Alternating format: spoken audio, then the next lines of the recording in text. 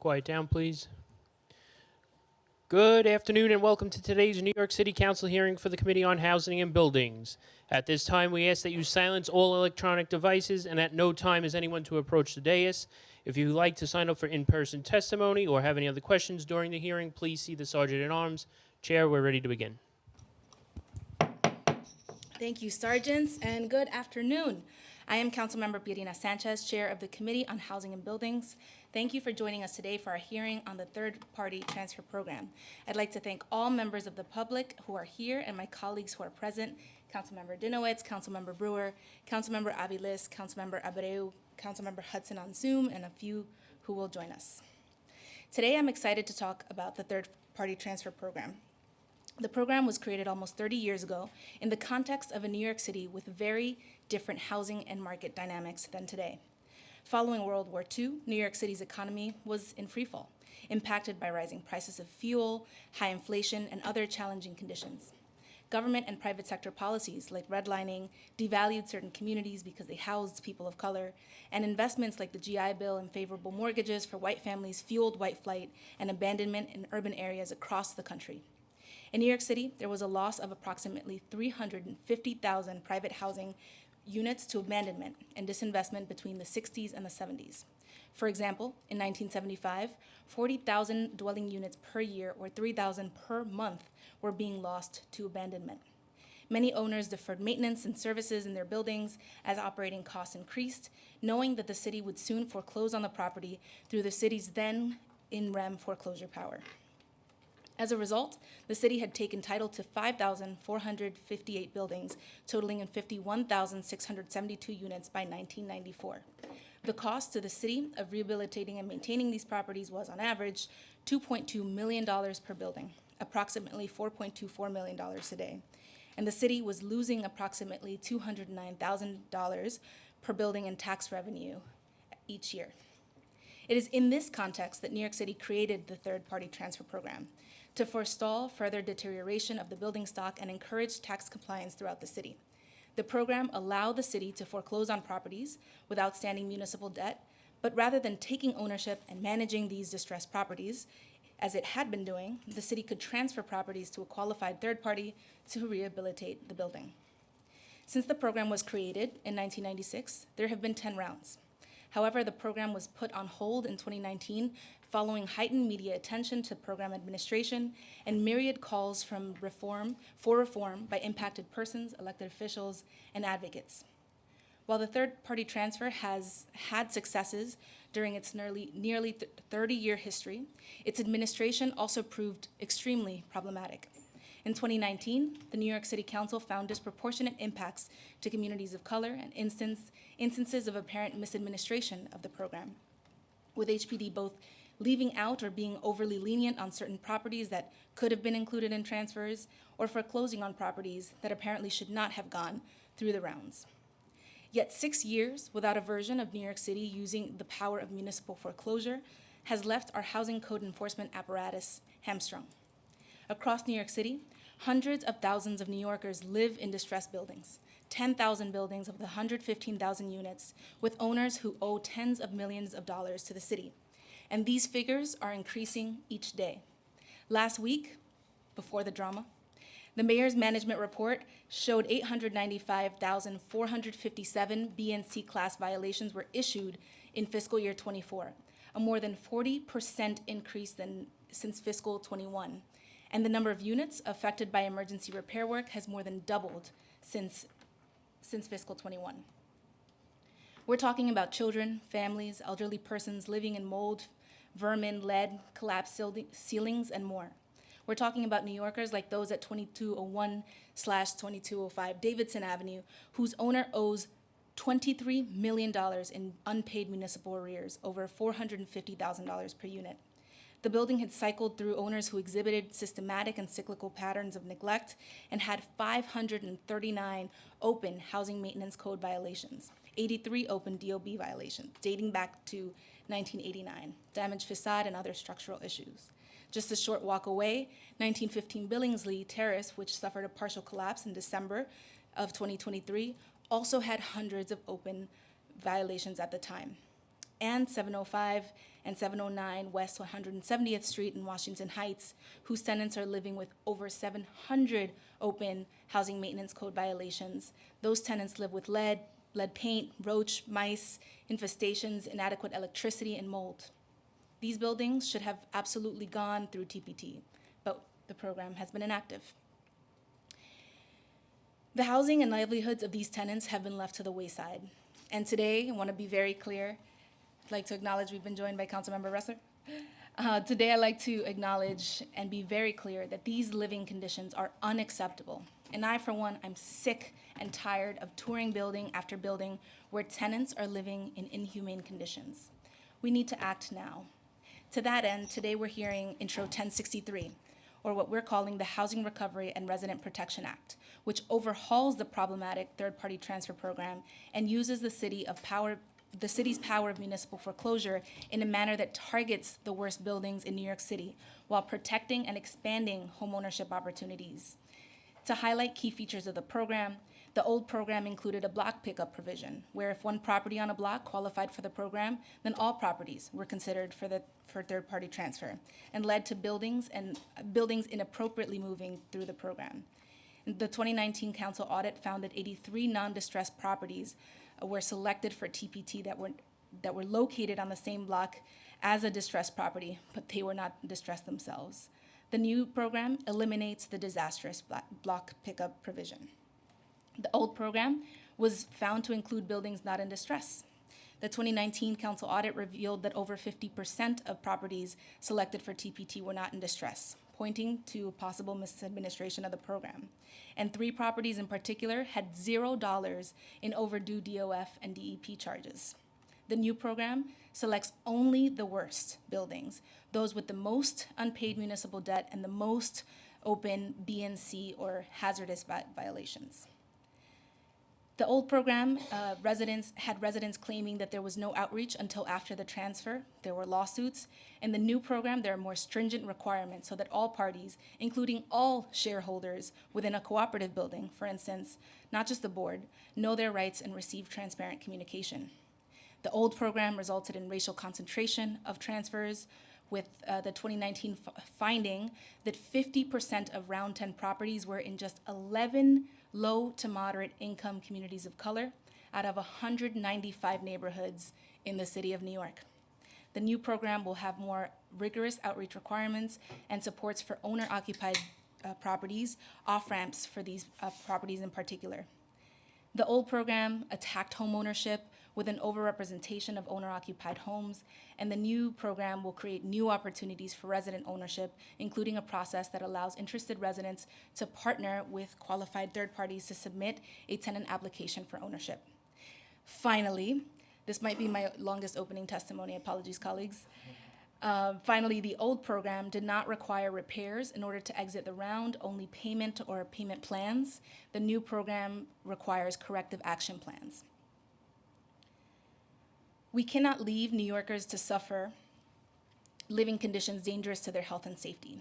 Their homes, their lives deserve to be rescued. And we can focus on rescue of properties in the worst conditions while protecting and uplifting and even expanding homeownership and intergenerational wealth building opportunities.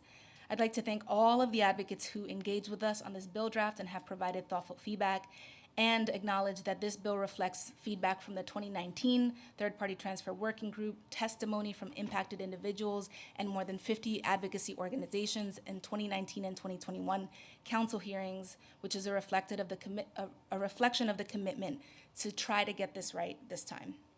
This introduced bill will not be perfect, even with the amount of input and collaboration reflected in it, so I invite the public to please testify today, of course, or submit testimony within the next 72 hours for the official record. If you missed that, no worries. You might be able to tell that I'm very passionate about this program, so please email my office, reach out, and we'll be here to listen.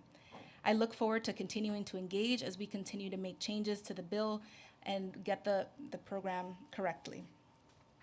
I would like to thank my Chief of Staff, Sam Cardenas, my Director of Land Use, Policy and Budget, Ben Ratner, and former Director, Kadeem Robinson, as well as the Housing and Buildings Committee staff, Taylor Zeleny, Asa Maloney, Jose Conde, Andrew Bourne, Dan Krupp, and Reese Hirota.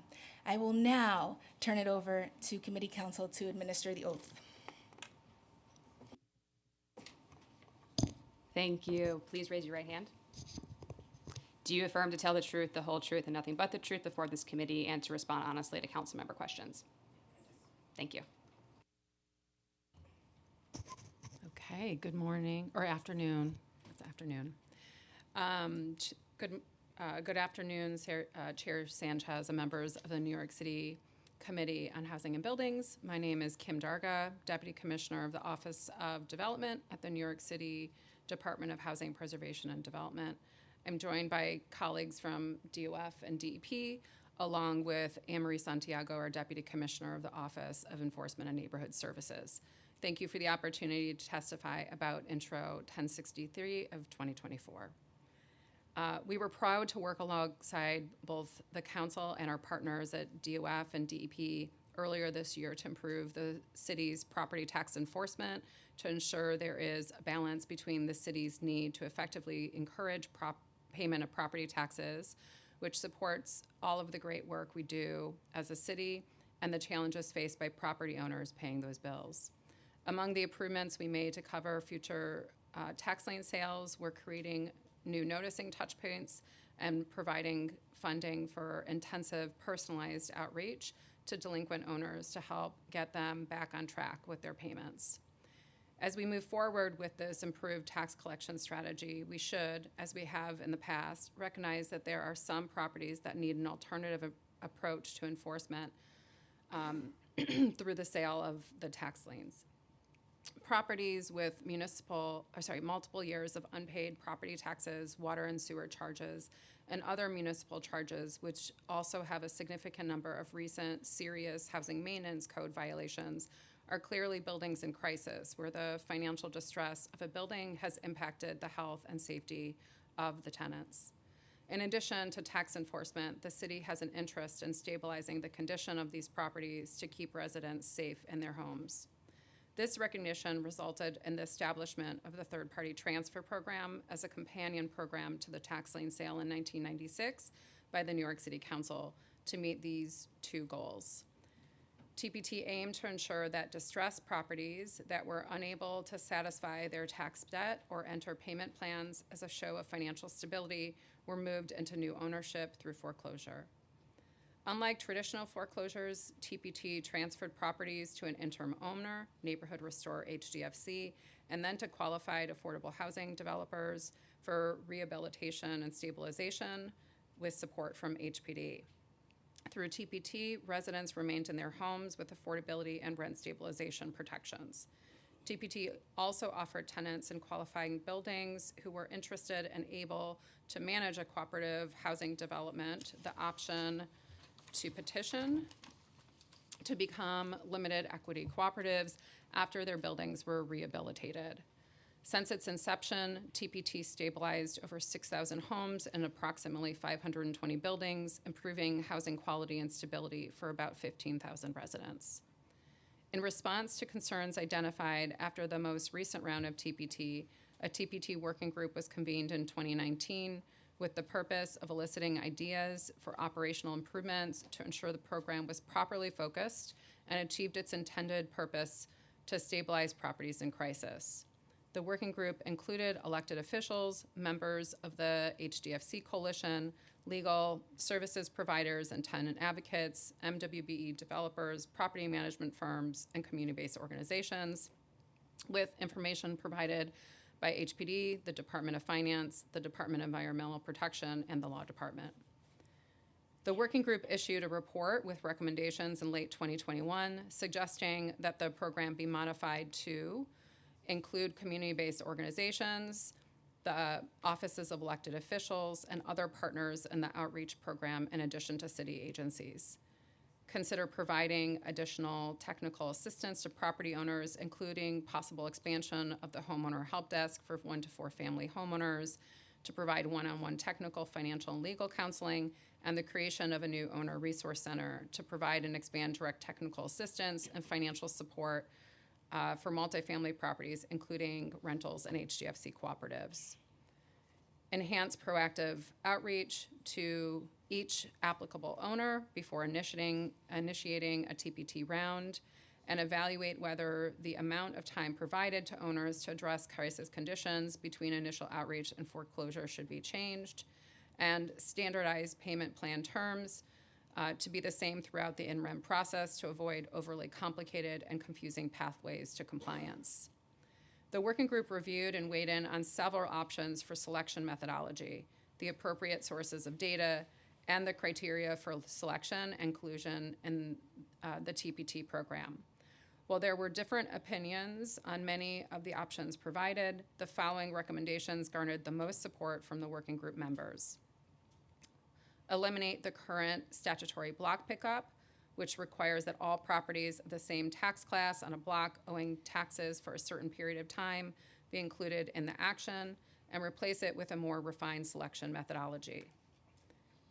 Employ a selection methodology that balances considerations related to the physical and financial crisis conditions of a building with a focus on conditions of life and safety.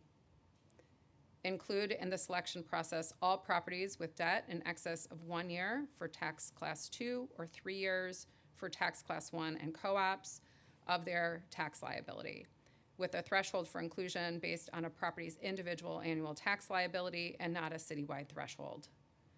Change the selection and inclusion criteria to apply to 1 to 3 family properties, tax class 1, multifamily rentals, tax class 2, and co-ops, if such properties exhibit crisis conditions, and excluding 1 to 3 family properties, tax class 1, that have certain homeowner property tax benefits or exemptions that require homeowner occupancy as filed with the Department of Finance. Consider allowing HDFC co-ops to petition to have an opportunity to become an HDFC cooperative again upon meeting certain requirements after transfer. And explore transferring properties, in particular Class 1 properties, to community land trusts, among other qualified organizations, as the ultimate owner after the interim ownership stage. We're pleased that City Council has introduced legislation to modernize the program. The proposed legislation modifies various components of the program, including provisions related to eligibility and selection, outreach, redemption requirements, and payment plans. Some of the proposed changes, particularly with regard to eligibility and selection, largely align with the recommendations of the working group, and HPD supports these changes. Other proposed changes deviate from the working group recommendations and raise some concerns. We look forward to continuing to work with City Council to refine the legislation. As the legislation proposes significant changes to eligibility and selection, we want to explain these modifications in depth and provide additional context on the characteristics of the properties that would potentially be included if the city were to commence a round today. On slide 2 of the presentation, I'm just going to pause. Okay. Slide 2 summarizes proposed eligibility criteria and proposed selection methodology. The eligibility would include tax class 1 properties and cooperatives with delinquent debt that exceeds 3 years of an owner's annual tax liability, tax class 2 rentals with delinquent debt that exceeds 1 year of the owner's annual tax liability. For each property that meets these basic eligibility criteria, HPD would assign a ranking based on properties with the highest to lowest municipal municipal arrears.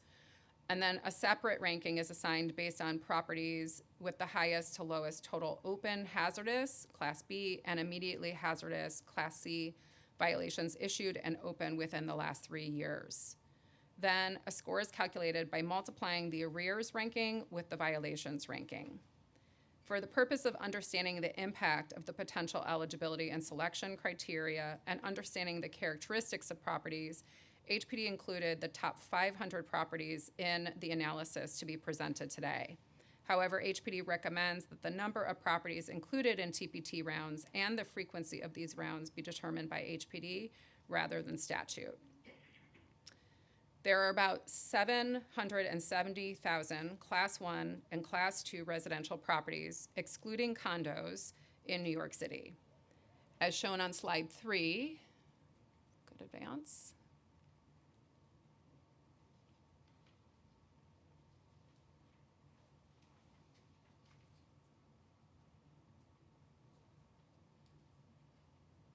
Is it stuck?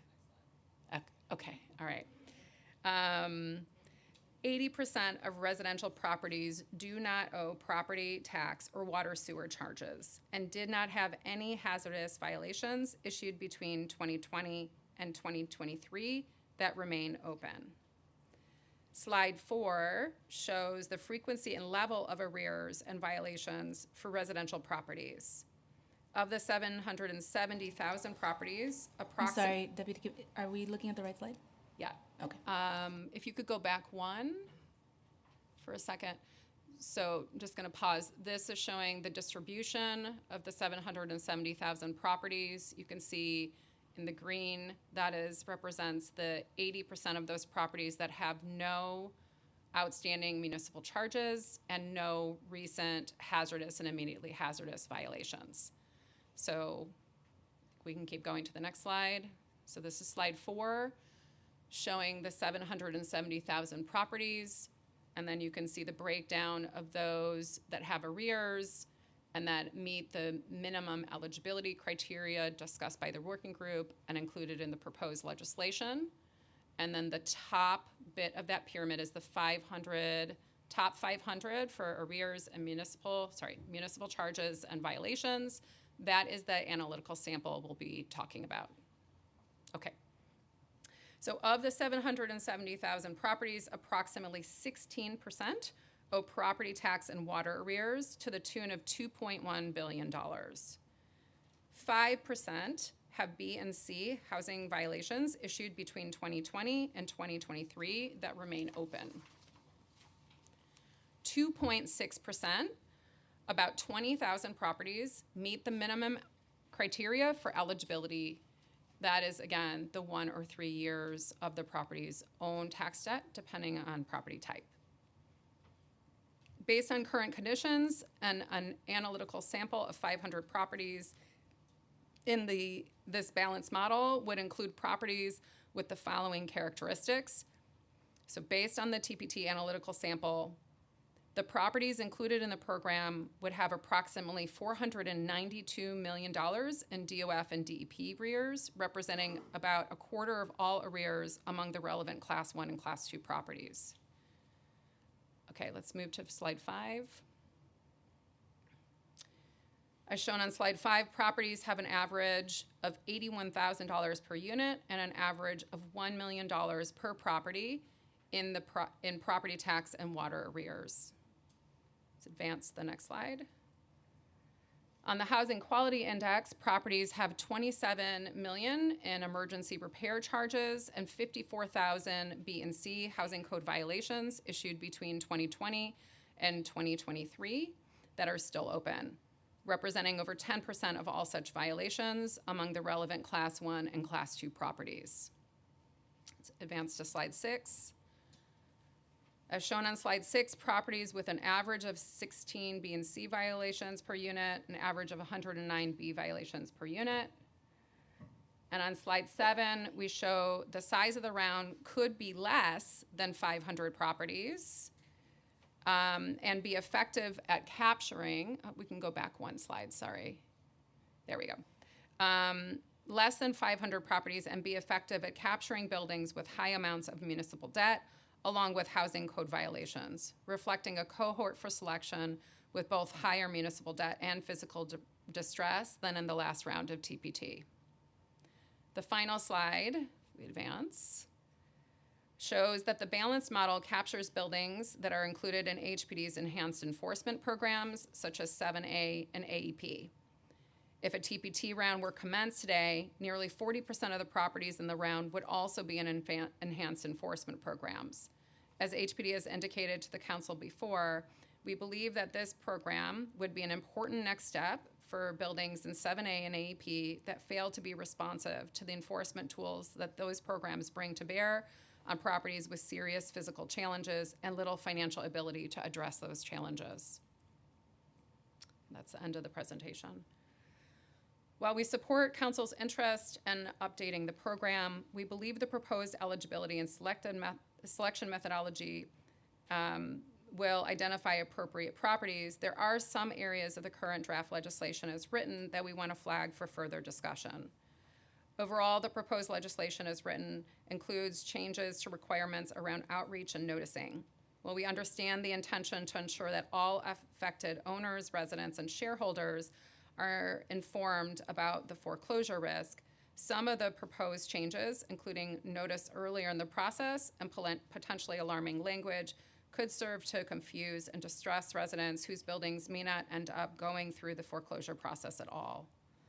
Adding notice requirements, including multiple in-person notices, meetings, and personal service, would also require investment of additional resources and in some cases may not be feasible. Additionally, there are several areas of the legislation that change the terms and timing of payment plans and a requirement that owners submit corrective action plans. We urge simplicity and consistency with payment plans offered by the Department of Finance during the initial stages of the process to increase transparency, avoid confusion, and allow city agencies to deliver the highest standard of customer service. HPD is fully in support of new legislation that improves the third-party transfer program, but we cannot support the bill as currently written. We're looking forward to working in partnership with City Council, our sister agencies, and stakeholders to work through the proposed Housing Rescue and Resident Protection Act to ensure better outcomes for both property owners and the residents and some of the most financially and physically distressed properties in the city. Thank you very much. Thank you so much, Deputy Commissioner. I'd like to acknowledge that we've been joined by Councilmember Oswald Feliz and Councilmember Ressler, who I acknowledged in opening remarks. Okay, so I'm just going to ask a few questions before moving to colleagues, just to be respectful of everybody's time, maximize everybody's time. So just to start, a broad question. In your view, Deputy Commissioner and the administration, what were the most problematic elements of TPT Round 10 and prior administrations of the program? So I think the working group really focused a lot on the feedback that various stakeholders had with regard to prior the existing program, And there are a couple main categories that the working group recommended for improvement or modification. The two, I think, or the biggest is with regard to eligibility and selection. And the proposed legislation that's before us today, I think for the most part, really aligns with the working group recommendations, particularly with regard to eliminating the block as the smallest geographic area for inclusion, and refining and replacing the block with methodology that identifies buildings that have the highest amount of financial and physical distress as exhibited by administrative data. So that is certainly the largest recommendation. There were other modifications that the working group recommended. There certainly were some recommendations around outreach and technical assistance, making sure that there was a notice to property owners before commencement of a round to give them a chance to address any issues that might exist. In addition, making sure that residents had notification. There were certainly concerns in the past for HDFC cooperatives specifically, that the notice was going to the HDFC cooperative body, and wherever the co-op had indicated their notice should go, but that individual shareholders didn't necessarily hear from the board or whoever the designee was about what was happening. So there was certainly an interest in making sure that residents had some notification earlier in the process, and that also, in addition to the notice, there was additional technical support available to building owners. And in particular, for Class 1 properties, there was a strong recommendation to create a citywide homeowner help desk. The administration over the last couple of years has actually worked toward doing that, adding funding to the budget, and we hope to be able to launch that initiative soon. And in addition, creating an owner resource center for multifamily property owners that not only provides technical assistance, but also can help particularly those owners identify resources that may help them address some of the underlying issues. So those were a couple of the big recommendations. There were also some recommendations around payment plans. In the current law, with regard to DOF payment, the statute dictates what is allowed, and it is different than the types of payment options that property owners that just owe taxes have available to them. And in addition, it changes throughout the IMREM proceeding. And so there was a lot of concern that added confusion for property owners. So that the recommendation was really to streamline those options and to be as consistent with what is available for other property owners as possible.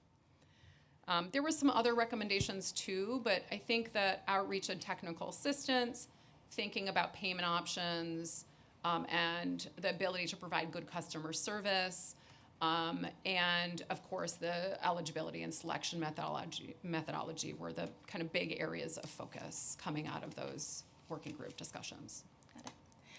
Okay, thank you, Deputy Commissioner. So second question, and it flows from the first. I'm surprised to hear you say that you are not supporting the bill as written today, given the amount of conversation that we've been having. It's a surprise. I know that there are certain areas of concern, but I didn't expect HPD to be characterizing that this way today.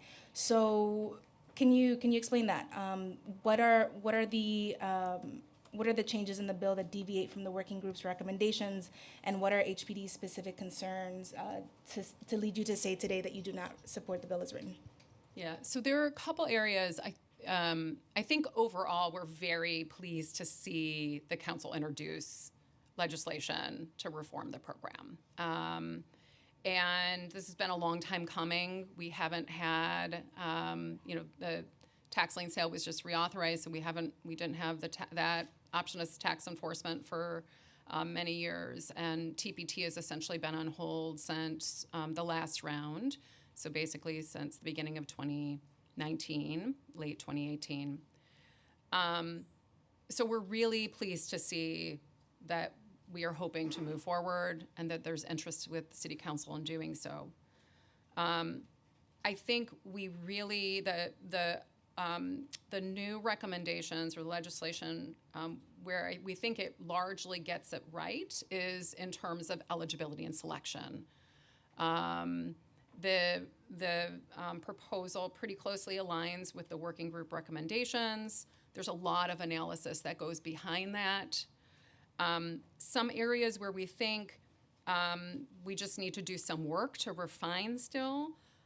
Outreach, we go from the current law, which has one required notice of property owners, which is the notice of foreclosure, to dozens and dozens of notices to not just property owners, but every resident, interested parties, posting information on the website, and not just doing it at a couple strategic moments, but doing it many, many, many, many times. We are really concerned that some of this notice could create undue alarm and confusion if it is preceding the in-rem action, especially for residents. And we are concerned that some of the requirements are not just create confusion, but are infeasible and would not potentially work the way we would expect council thought they would. So for example, personal service. There's a couple times of personal service in there. There's requirements to mail to every resident. We certainly currently do not have the mailing addresses of every resident in these buildings. So there's some issues like that where I think we understand the intent, and I think the intent we probably agree on. I think there's questions in terms of when and how we can best do that outreach to make sure that the interested parties know. We also think in terms of payment plans that the legislation as currently drafted continues a pretty complex system and structure where the payment options are dictated within statute. They're not aligned with what every other property owner in New York City has available to them, and it changes over the course of the IMRM proceeding. And so for a property owner that's trying to figure out how to address their tax liability, it's a constantly shifting landscape for them. And so we really do believe, and this was a strong recommendation of the working group as well, that we need simplicity, at least up until an ability to align with the options that are available to every other property owner, at least up until there's an actual judgment of foreclosure. With regard to corrective action plans, I think, so there's kind of two stages I'd like to talk about. First, we think that initially a requirement related to a corrective action plan doesn't really align with the recommendation to streamline options in initial stages of the IMRM action and make it, again, consistent with what owners have outside of an IMRM action. In the latter stages, we don't think it's sufficient to actually just submit a corrective action plan. So once there's a judgment of foreclosure, we would argue that we need to see proof, right? If we've gone all the way to a judgment of foreclosure and owners not paid or made a payment agreement, at that point in time, they have to actually demonstrate that they have addressed the issues, not just indicate that they will address the issues. So we would go a step farther there. There's a couple other smaller things that we would want to work with council on. There are a number of places where the timelines are longer than in the current statute. And I think we're open to talking about those timelines, but we are concerned that the overall impact of lengthening the timeline in multiple places in the law is that the process will potentially double in duration. And that's even after there's a judgment of foreclosure. So currently, the statute, there's from the judgment of foreclosure, the actual transfer needs to occur 8 months later. And there is a 45-day council review period that tolls or pauses that period. Under the current legislation, that time frame is extended to an entire year. And the council review period is also extended 90 days. So we potentially go from, let's say every council takes the full council review period, 9.5 months to approximately 15 months. And again, I think for, what we've seen historically is that the buildings owners that can pay generally pay and get out in the initial stages. And that the properties toward the end are far less likely to pay because they are facing issues in their buildings that are much more substantial, and that the impact of lengthening that time frame may be to keep residents in unstable situations longer. So that's something I think is worth discussing in more depth.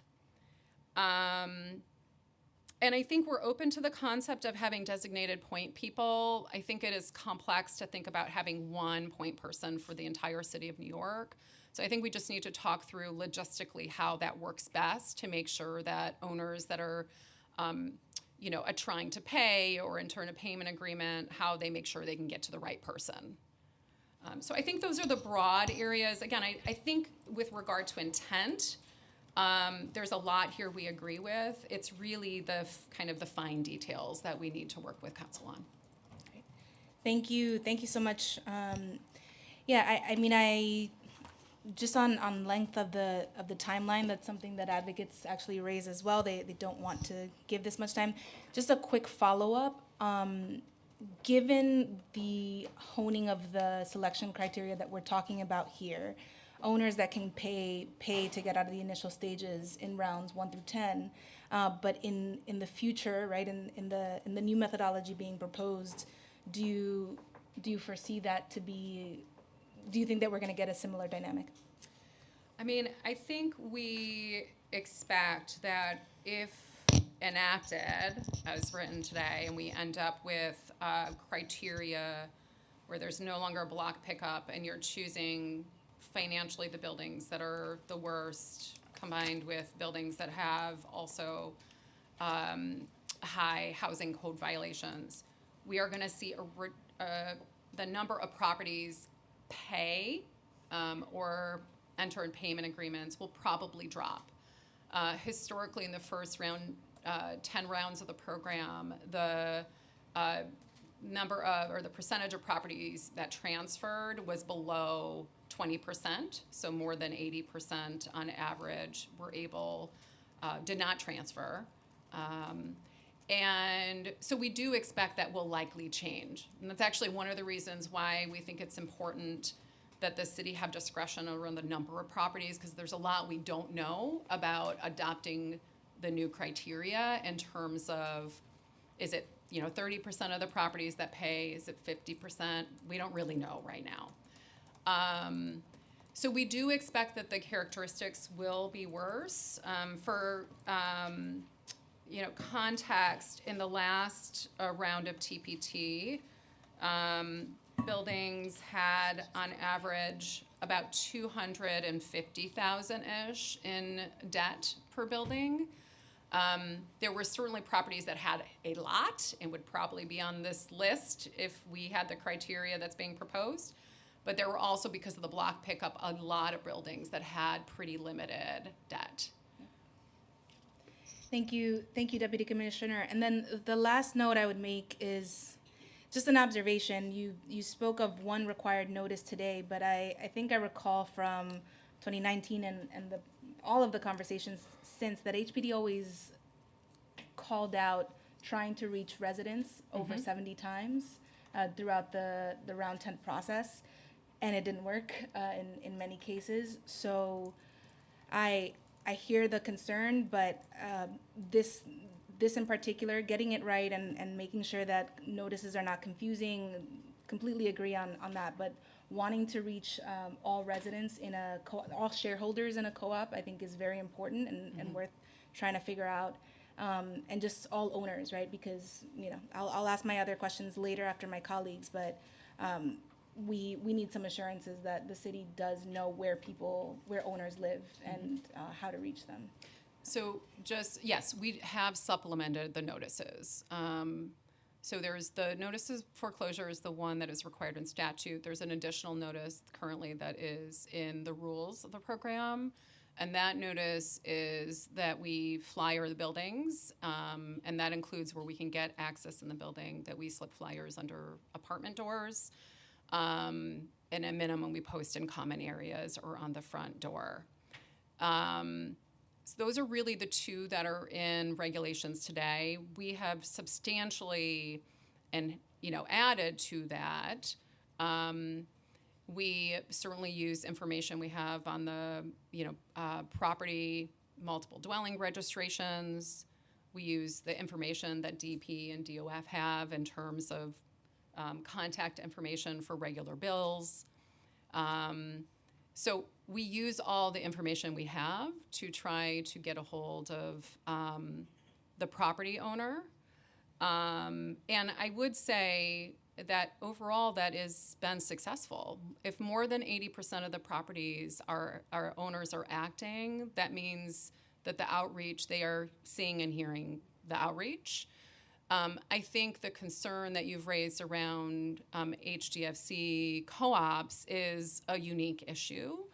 And I think that's where we should talk about what potentially would be most effective, and think about how we can strategically add outreach in order to make sure that, if the board is not actually informing shareholders, that the shareholders have another means of finding out.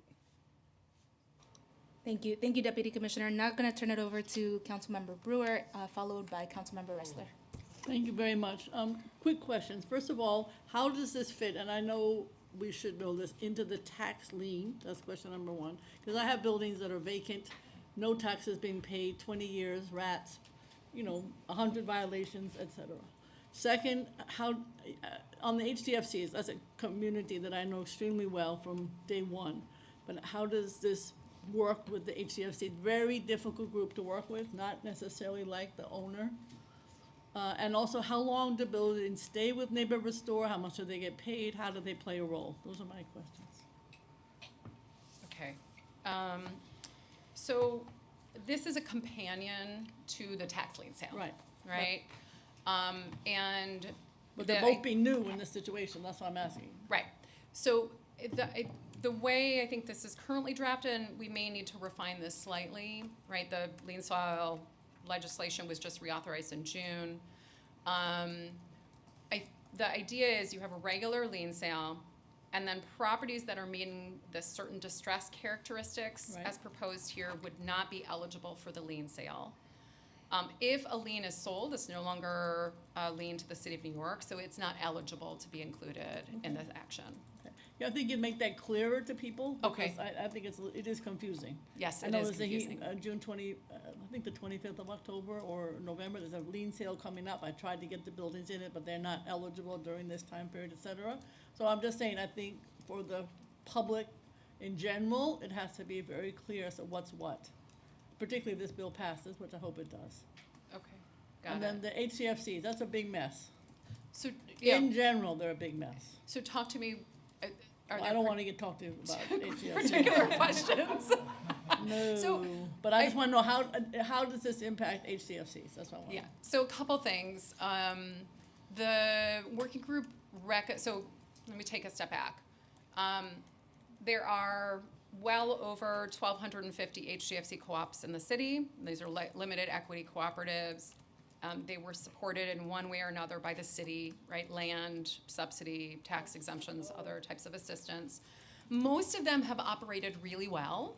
They're a success. I think there are about 78 left. Yeah, there are about 30% of the HDFC co-ops that are struggling Right. with high financial and/or physical. So 30% struggling, and another about 78-ish who are in REM to go into. They don't like your program. So they are not eligible for the tax lien sale, Okay. right? They are currently only eligible for third-party transfer. Okay. And up until about 2010, 2012, HDFC cooperatives that were in the third-party transfer program were able, like other buildings, the residents were able to petition and submit a petition saying they wanted to become a cooperative again Right. if they were foreclosed on. That modification was changed, and the intent the reason it was changed is, we saw some co-ops petitioning could not meet the requirements, and it just dragged on, Right. and we weren't able to stabilize the housing.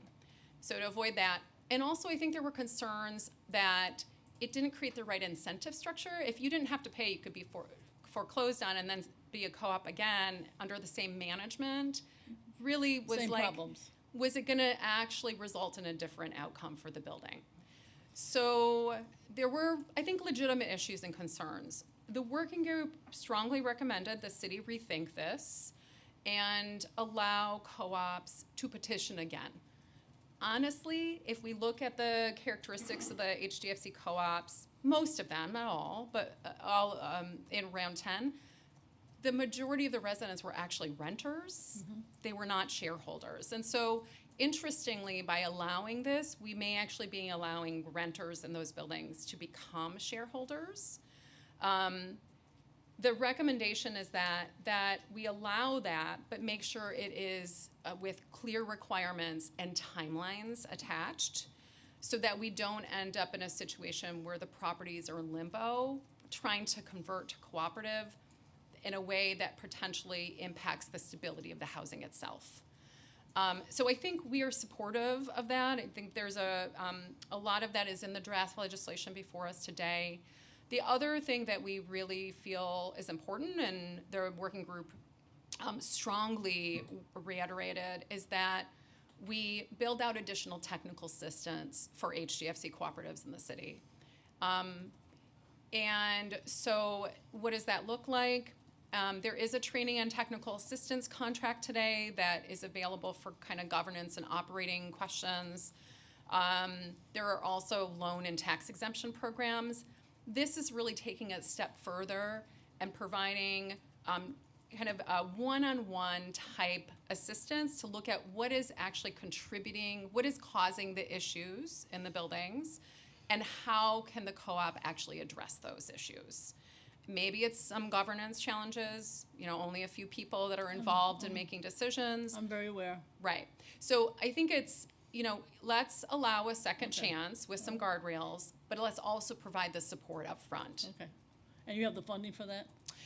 We interestingly think we may have the funding to get the Owner Resource Center up and running. Okay.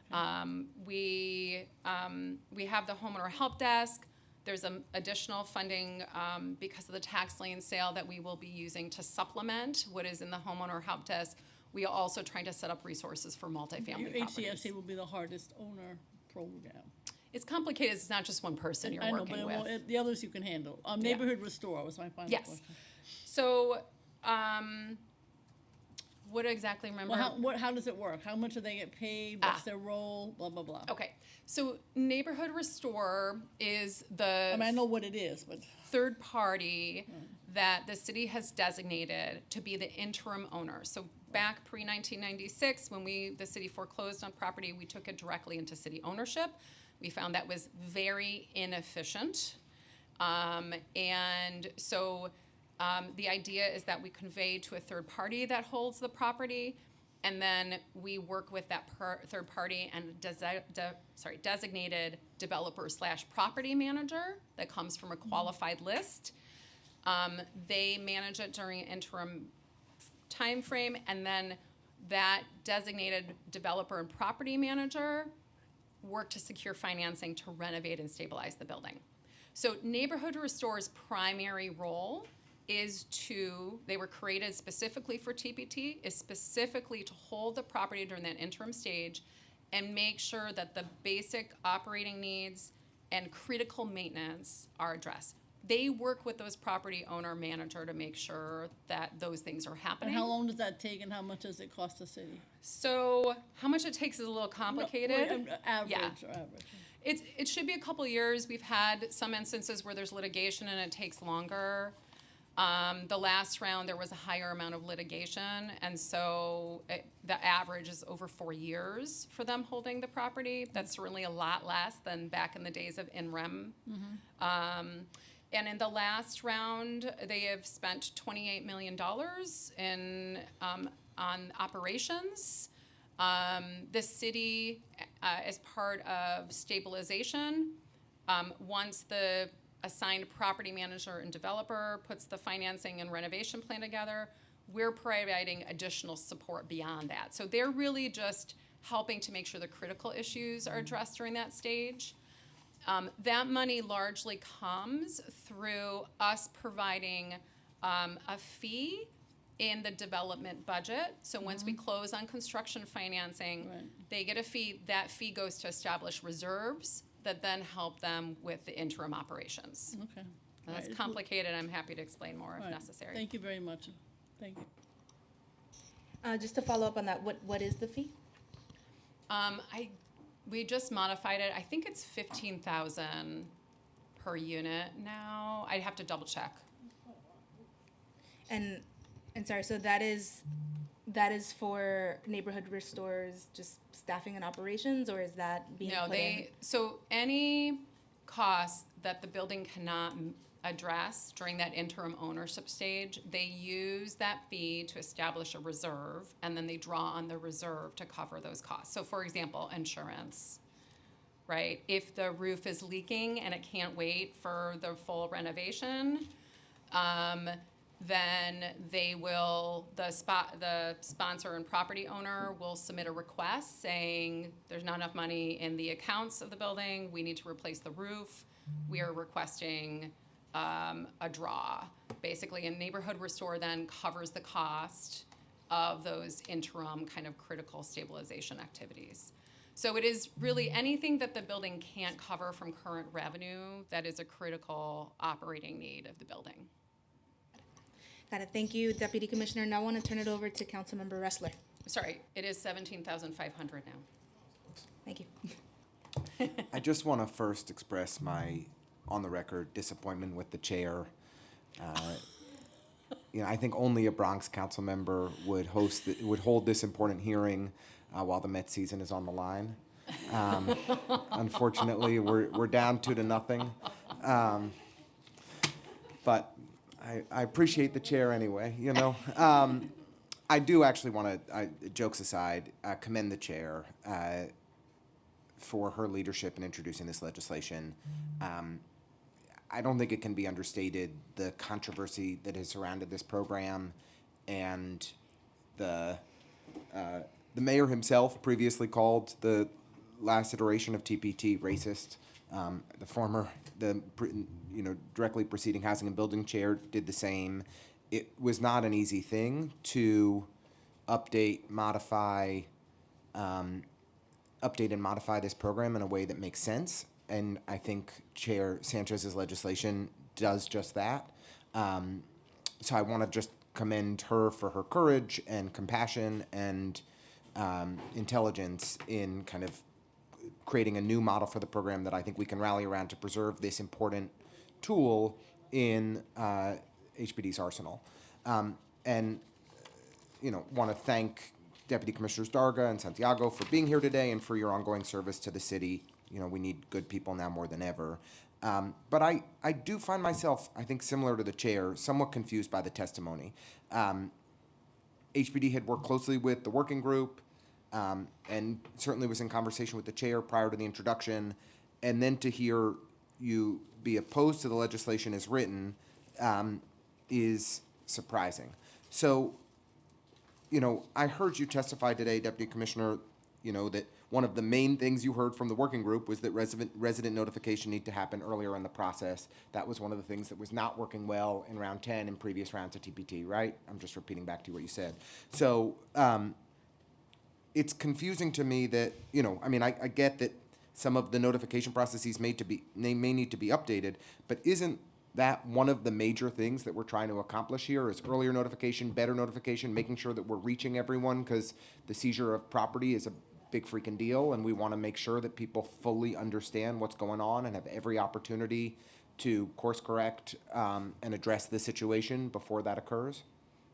So again, we absolutely, as I mentioned, we do think that there is room to add some strategic outreach to shareholders. There's one notice currently in the rules. This is drafted as all residents, not necessarily shareholders. And so I think we should talk more about the intent. Is it really to help address some of the concerns that are unique to cooperatives, or is it to make sure residents of all buildings are aware if their property potentially might be included in an MRAM action someday, or is, right? So I think it's really that we just need to work on the details of when and how those notices are happening, and talk about whether this is unique to co-ops or there's need for doing outreach to residents outside of co-ops.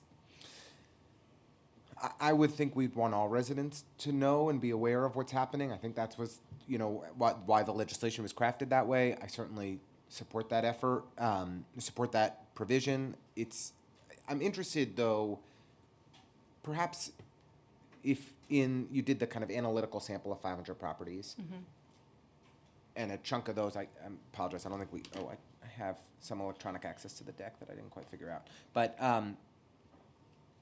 of that subset that would go into the TPT program, did you analyze which were co-ops and which were rentals?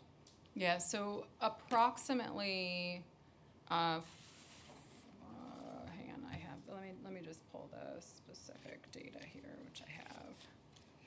So of the 500, the vast majority are Class 2 properties. That's about 458. HDFC cooperatives, there are 81 if we ran around today that would qualify. Those properties on average have $1.9 million per building in municipal charges outstanding and have over 4 B and C violations per unit. And okay, that's helpful. And I was just also interested in trying to understand a sense of scale. My recollection was that it was 60 odd properties in round 10 in the last TPT round that we did. If this legislation were to move forward, based on the analysis you've already conducted, do you think we would be capturing fewer buildings in a new iteration of TPT with the modifications that we've made? So historically, the first 10 rounds, at commencement, there were fewer than 500 properties. The last round had 420 properties at start, and there were 62 in 2018 that transferred. There's a couple that have transferred since then because litigation has been resolved.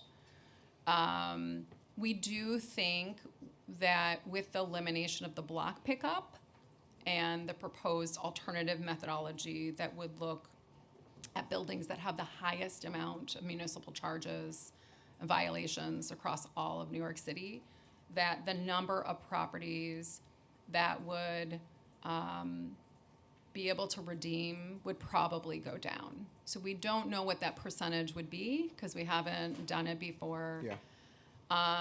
But, if you look at round 10, for example, at start, buildings had on average about $250,000 a unit in charges.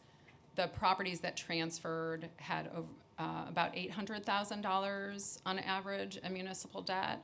So, the buildings that can pay do pay.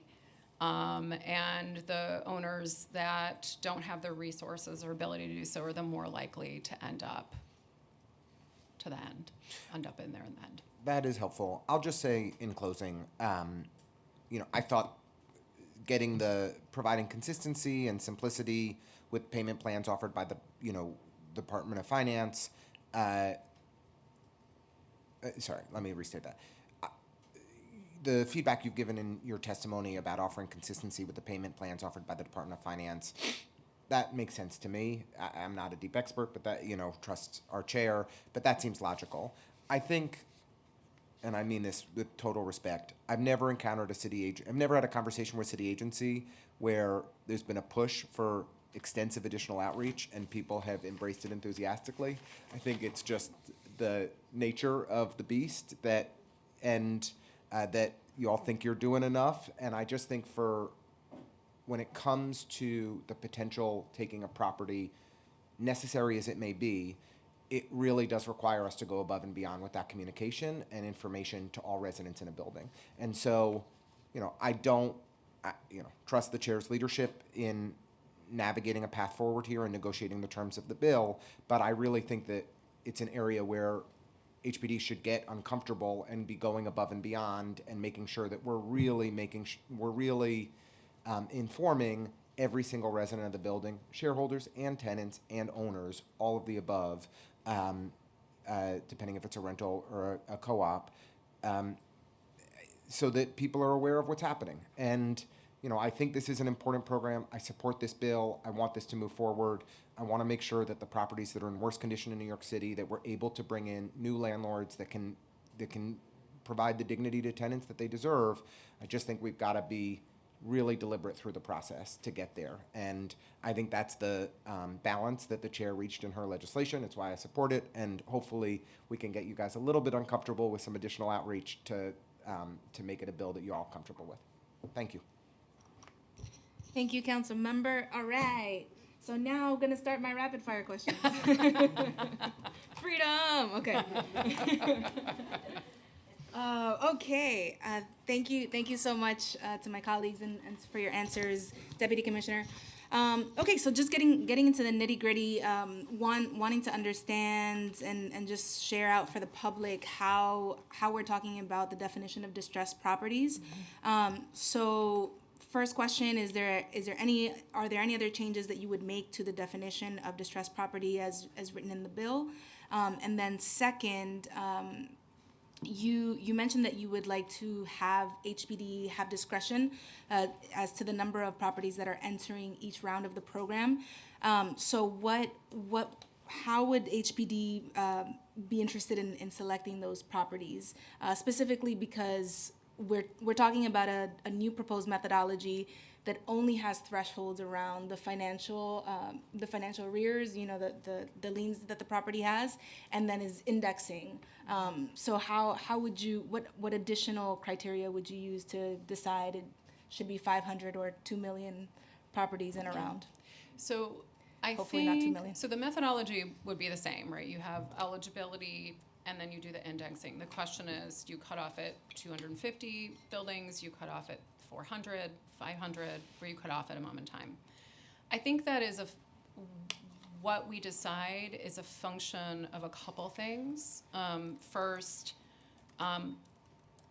what do we know about redemption rates, right? So right now, I mentioned we don't really know how those are going to change.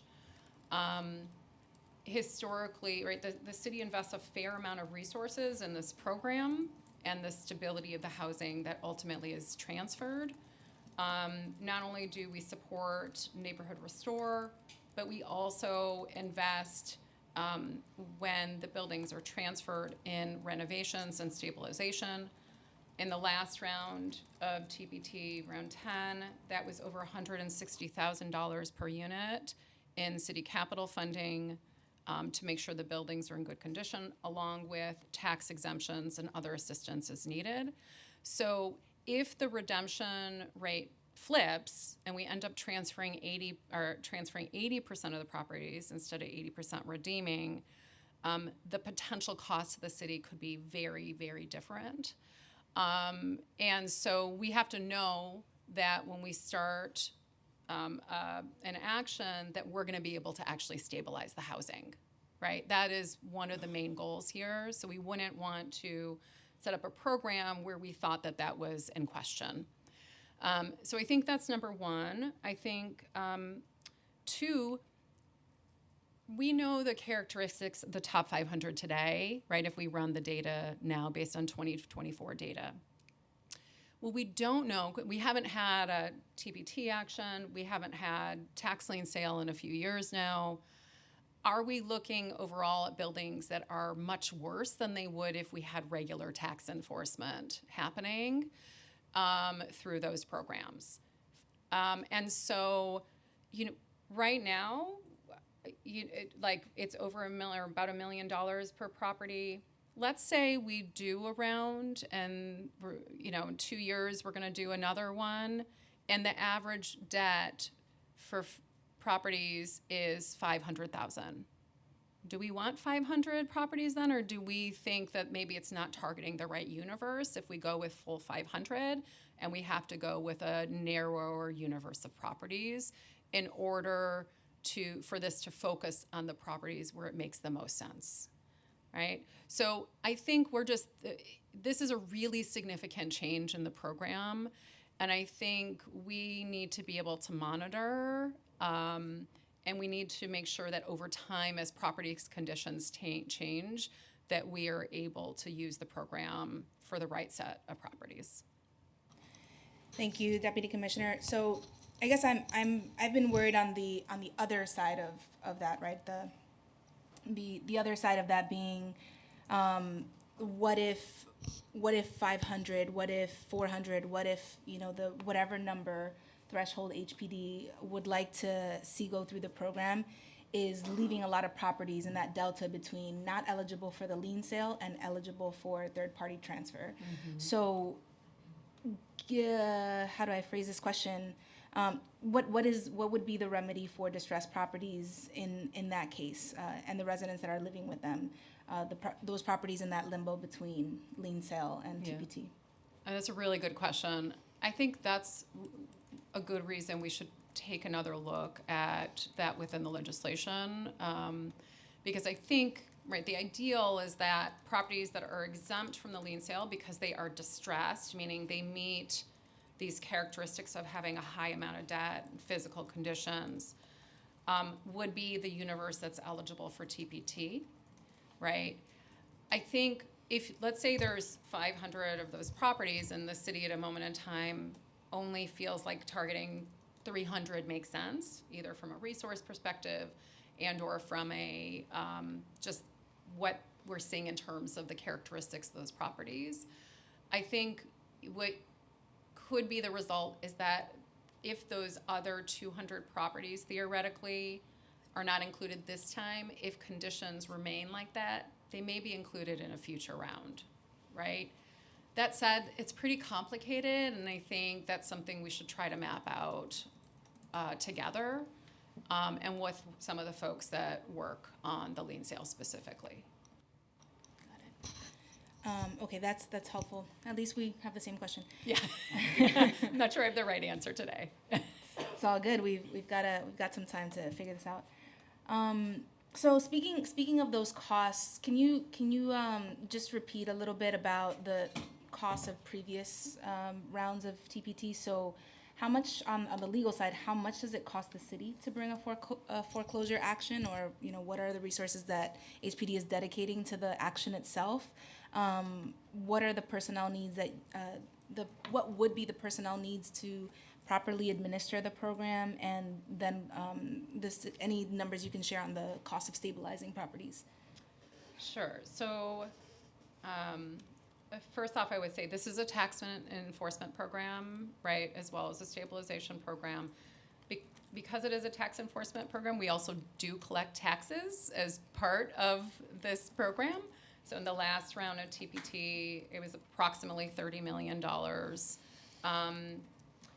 So, that certainly has an impact in terms of the city's ability to Sorry, provide Deputy ranges. Commissioner, do you have the denominator of how much was owed? The last round at start, the properties owed about $110 million. So just for context, right, we've talked about today, if we were to use the selection methodology in the draft legislation, we would end up with properties that owe about $492 million. So we're talking about a very significant amount of municipal debt. So there are 4 agencies that are involved in administering the program. That is HPD, the Department of Finance, Department of Environmental Protection, and the city's law department. And there are a range of ways in which we invest resources. Prior to transfer, we're coordinating to identify the qualifying properties. So there's a lot of data just sharing and analytics that is involved. We're preparing legal filings. We're doing outreach to owners and other interested parties. We're fielding questions about payment and redemption. We're submitting to City Council for approval and coordinating with City Council. And we're also working to effectuate the foreclosure and manage any related litigation. Upon transfer, we support the work that Neighborhood Restore is doing during the interim ownership stage. And that has meant at times certainly allowing the fee in the budget that I talked about earlier, but it also has meant providing some money for emergency conditions during heat season, right? We've had that come up from time to time. And then we are providing loans, tax incentives, and other assistance in order to stabilize the housing. So as I mentioned, about $164,000 per unit in capital in the last round. We would expect that would be higher in the future, just based on inflation the last couple of years, particularly, and ongoing increases in costs. Property tax exemptions on the residential side, as well as other assistance. In the past, we've offered residents Section 8 in order to help them not be rent burdened or maintenance burdened as part of the work that we're doing. And we have allocated low-income housing tax credits to these projects as well. So that there's a full range. I mean, if you had questions, certainly DEP and DOF are here. So if there's more questions on the work that they do, we could talk about that. Yeah, I will have questions for them in particular. For Neighborhood Restore, are we talking capital dollars or are those coming out of the expense budget? So we have allocated CD or expense funding at times. We have the money that is to cover the acquisition fee is typically capital. So it's included in the capital loan that HPD provides to stabilize the housing. But the fee is expense. So we reserve? have provided expense or CDBG funding in the past, but the main source is the fee that is in the development budget, and we generally use capital to cover that expense. Got it. Okay, thank you. Great. Let's hop around here.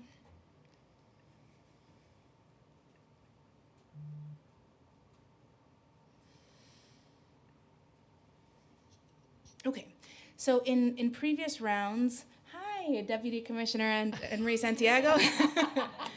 Some code enforcement questions here. Thank you for being here. So in previous rounds, once selected for TPT, once in the round, does HPD inspect or re-inspect the properties to ensure that the physical distress conditions that qualified a property into a round continue to exist and that there are no duplicate violations? So for the buildings that are selected, for the most part, they are managed or looked at by our asset management team rather than code enforcement. Code enforcement will get involved and continues to respond to complaints that come in. And when work is done, the owners apply to have violations removed. But we don't do daily management of those properties in that way I think you're asking. Okay, because one of the concerns that I've heard from advocates, including the HDFC Coalition, is that properties will have violations duplicated or items that were closed out aren't reflected in HPD's data and that sort of thing. So is there any sort of quality control that happens on that side to verify the condition of buildings? And again, you're asking about before the buildings are selected or once they are selected? Once they're selected and the foreclosure judgment filing At process any point begins. during the process, like any owner, someone can come in and request a reinspection of conditions from HPD, from code enforcement, and certainly we will go out and respond to that and remove violations if that exists. Either the conditions are corrected. We try to keep duplicates down once we do those types of reiinspections. Okay, got it. So it has to be owner initiated. It's not the Correct. agency going in. Okay. Okay, so Department of Finance and Department of Environmental Protection periodically prepare lists of delinquent taxes, noting how properties can qualify as distressed in the existing round or the existing version of the third-party transfer program. And the Department of Finance can remove properties. So how often are properties removed during the sort of data integrity process, the process that you mentioned, Deputy Commissioner Darga, is occurring before documents are filed in court? So we basically coordinate with DEP and DOF to get information on properties that owe taxes and how much they owe. We are relying on administrative data, so it's the same information that is shared with property owners, right? They're getting their bills, they can look at their account. If they think that something is incorrect, they can certainly reach out to the agencies and, address those issues. So we really rely on that administrative data to determine eligibility. Okay, so turning to DP for a second. Hey, DP, thank you. In at least one case that we know of that the council's aware of, the city foreclosed on a home with paid off water debt due to a discrepancy in the account number provided by the homeowner. The property was later returned to the homeowner, but the situation raises concerns about the ease with which ratepayers can pay off water debt. So Does DEP have a sense of how frequently water and sewer payments are credited to the wrong account?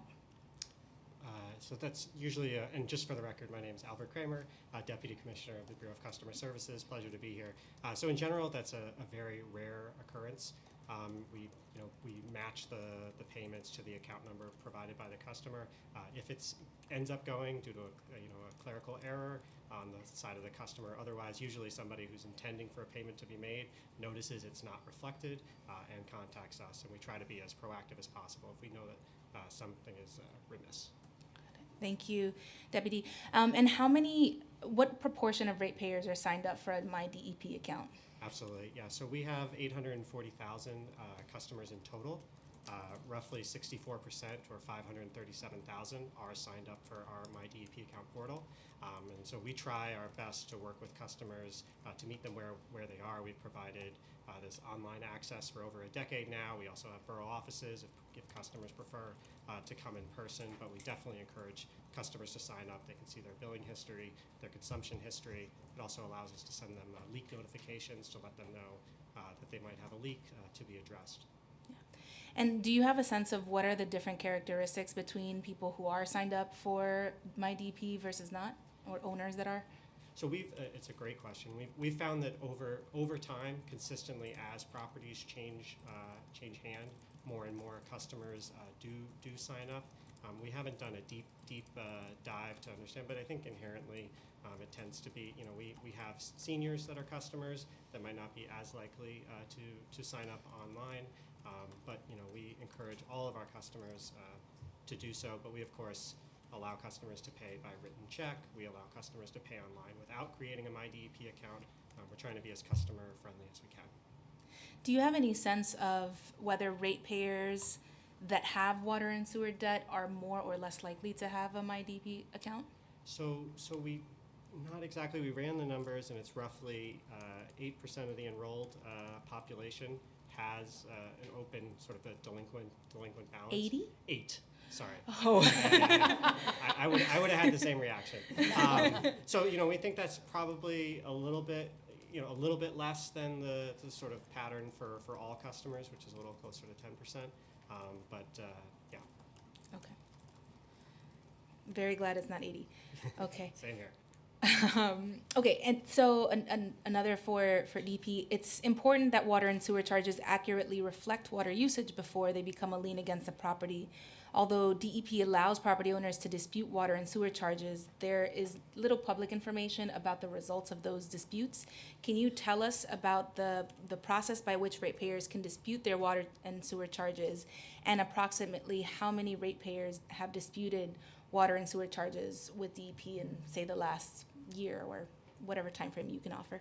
Absolutely. So let me start with the last question and work backwards, Councilmember. So roughly 15,000 disputes are filed each year. I just want to clarify that we catalog a dispute as both somebody saying, hey, I don't think my charges are correct, and also somebody saying, I know that there was a leak.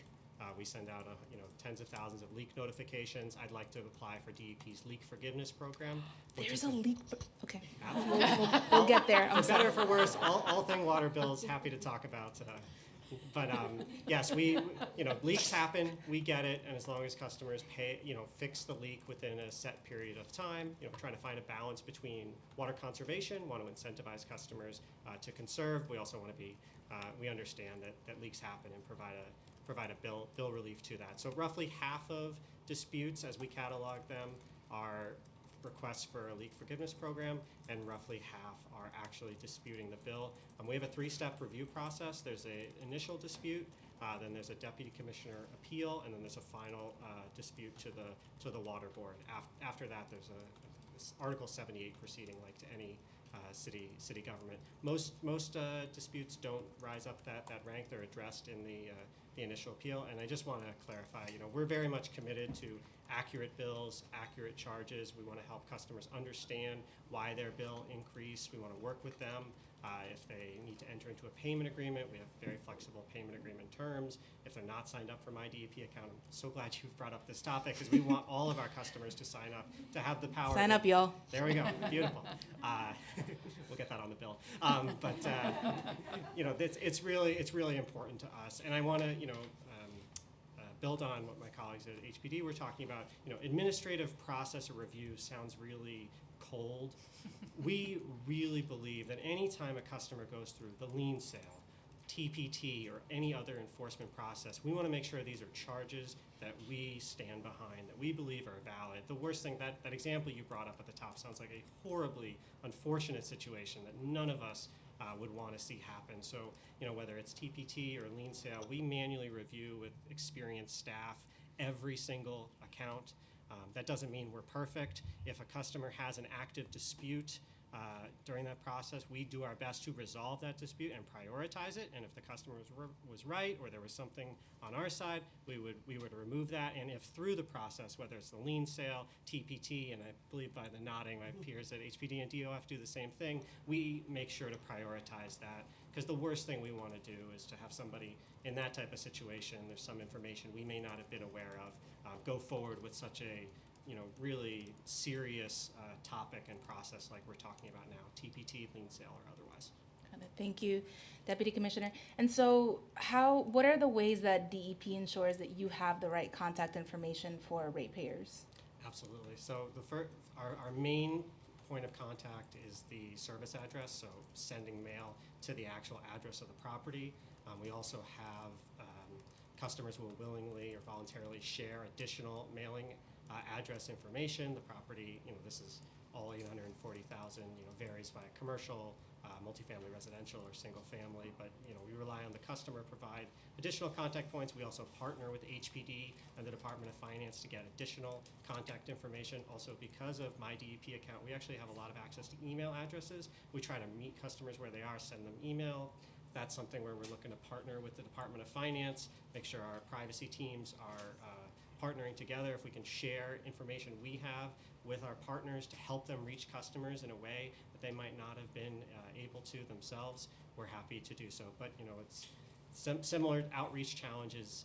We sometimes it's hard to find these some customers, and we never want to be in a situation where there's silence on the other end. We're always trying our best to get a hold and work through things way before we ever get to TPT. I'm sorry, Deputy Commissioner, they're saying that on the Zoom, if you can just get a little closer to the mic. Absolutely. Yeah. Is this better? Yep. Perfect.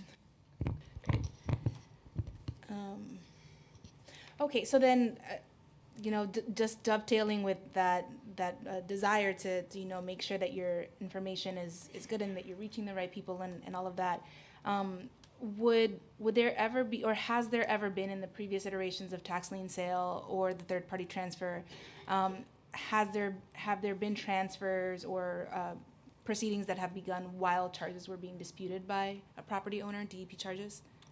I would have to look back through our records to get the exact, but I would say in principle, we always, and again, the amount of properties that were going through the foreclosure process for the last round was, help me out here, 50, 60, something on a much smaller number, enough that we can manually review, and as much as possible, if we see something that's amiss, we don't want to go through such a serious process if we can avoid it. And that's something I can certainly say going forward, we'll do our best to really make sure we're vigilant on. Got it. Thank you so much, Deputy Commissioner. Finance is here. Hey, there you go. All right, thank you. So for Department of Finance, HPD may have partially answered this for you, but can you describe what sort of like the resource intensiveness or costs associated with the third-party transfer program have been for the Department of Finance? Okay, hi, my name is Annette Hill. I'm the Deputy Commissioner of Customer Operations with Department of Finance. For us, our costs associated with noticing and staffing, I don't have an exact amount, but I could get that if needed.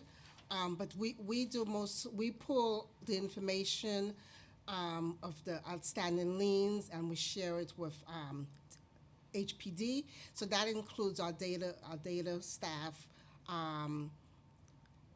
And then they'll come back and tell us which properties based on the selection and for the list to be created. So it depends on the noticing and our staffing involved with creating the required list.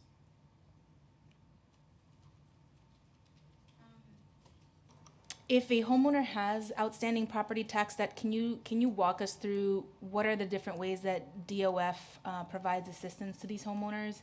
And for instance, I hope this is no longer the case, but I know that the notices that DOF used to send out, if they had outstanding amounts, they were just listed. There was no special notice, there was no special font or anything like that about the arrears, the outstanding arrears.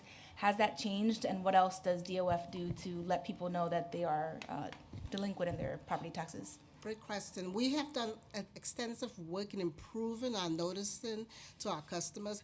I'm going to apologize because my voice is a little raspy. I have a very bad cold. So if you need me to explain something or repeat something, please let me know. We have changed our noticing. In the last year, we have worked very diligently on improving our noticing, being very clear as to what is owed and what you need to pay. For the lien sale moving forward, we'll be highlighting the exact amount needed to be removed from the lien sale. We've also increased our font. We've highlighted in red information that customers should be looking at when they need to make a payment to know what amount they due. With regard to helping them, we do extensive outreach during our lien sale process, and during the year we send out several notices. We have our statement of accounts notices. We have a new 45-day notification from the reauthorization of the lien sale that's been going out quarterly. We also have information on our website about exemptions, the different types of payment plans. We have a customer help desk, service desk. They could call in for property. They could call for the lien sale. We also work very closely for tax advocate, where they could go and ask questions, and they give them information on how to help them reduce their debt and tell them about the different exemptions availability. And again, like I said, we do a lot of outreach as needed, and we will work close with any customer who needs help as to how to pay the tax bill, how to prevent them from being in any type of enforcement action. Thank you, Deputy Commissioner Hill. So have you noticed, have any of the notice changes that you just described, have those been implemented? Yes. Have you noticed any implemented our changes? new noticing about a year and a half ago. I'm just looking for my colleague to agree. Okay. The first 45-day notice was sent out. In August. August. Sorry, only, right? Only Okay. she can speak. Yeah, the 45-day notice was sent out in August, the quarterly noticing based on the requirement from the tax lien. But our noticing changes went in over a year ago, where we improved the noticing to make it clearer to all our customers. Okay. Have you noticed any changes in payments to the Department of Finance? Well, I will say for the 45-day notices, we have noticed we took in, I'm trying to remember the exact amount, I believe was a little bit over $45 million has come in since the August mailing. I can't say it's exactly related to that, but we have noticed an improvement in the payments, yes. Okay. I'm so sorry. I stand corrected, 235 million since we sent the notice out in August. And the next quarterly mailing will be going out in October. Okay, so 235 million have come in since August. Do you have at least how that compares to the previous few quarterly notices? I don't have that right in front of me, but I'd be happy to get back that information to you. Okay. Because as you know, we are entertaining some notice requirement changes. Right, So it'd be yes. helpful to understand how that's going for you all. Yeah, like I said, we're fine. We're very adamant in making sure our notices are very clear and making sure customers understand what they need to pay and how to keep themselves out of any enforcement action. So we do work very diligently in looking at, customers' responses and how they're reviewing our notices. So that's very important to us. Okay. And for the Department of Finance, do you have an online portal? like MyDB to for owners to pay their property taxes? Yes, you could pay online. There's several ways you could pay online. You could call in and make payments. You can make payment through the mail, but we do have an online port. You could go to City Pay and make their payment right online. Yes. And how are people paying their property taxes? Explain what you mean how? How many people are paying online? How many people or owners are paying online? Okay, I don't versus have mail that versus phone? information right in front of me, but I'll be happy to get that for you. So how does the Department of Finance, what are the ways that you ensure that you have the right contact information for owners and the right ways to reach people? Okay, so we do send the property notice to the, we send our notice of property information in the beginning of the year. And customers, we rely on our customers to come back and give us their correct address. Online, they could go online and request to have their information updated if needed. There is a portal. They could go straight to our customer relation management system and write in for the information. They could also let us know if they want to have additional interested parties with their information. We have the ability to have the interested parties' name added to the mailing list, so when we send notices out, they could also send to interested parties. There's very clear online how to update your information, and we also have the help the call-in center. They could call into our research area, which you could update right online with them and go us through the process. There's a application online they could fill out if needed, and if they don't know how to fill out the application, we could also walk them through it online. And you mentioned several resources that are available to help ratepayers if they're DP, but to help property taxpayers to reach DOF. How do you advertise these resources? It's on our website. It's also every notice that Something goes that's out. on a website is not an advertisement. That just exists. Is there anything that Department of Finance does proactively to tell the public about the resources? We have external affairs that actually go out and do town halls work with council, very closely with council, to tell them about the benefits that's available to them and how to update their addresses. Every mailing we send, we put in information as to the resources that's available for finance and how to contact us. I'm trying to think of what else. Make sure we give all the right information. Yeah. And we also work very close with our partners in HPD to make sure they have if there's information if they have an outreach, we will go work with them on outreach to make sure we're reaching our customers. Okay. Thank you, Deputy Commissioner. Great. Okay, so coming back to corrective action plans and making them stronger. So you mentioned, Deputy Commissioner Darga, that you would like to see corrective action plans be stronger after the foreclosure judgment has been dealt. So what does HPD believe the content should be of a corrective action plan, or the requirements? What does being stricter look like?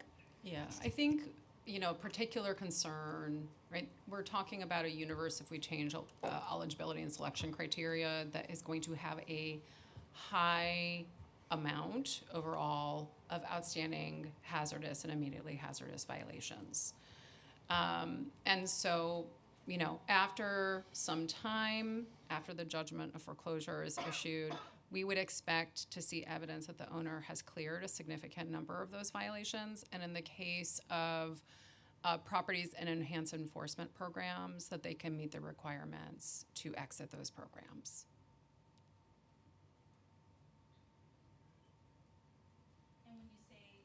When you say that you would like to see evidence, you mean that they have the finances in order? I think we can talk about the specific requirement and whether or not that's in statute or in rule, but we could be talking about the evidence that they have submitted the documentation necessary to clear the violations, or that they are actually clear from the administrative record.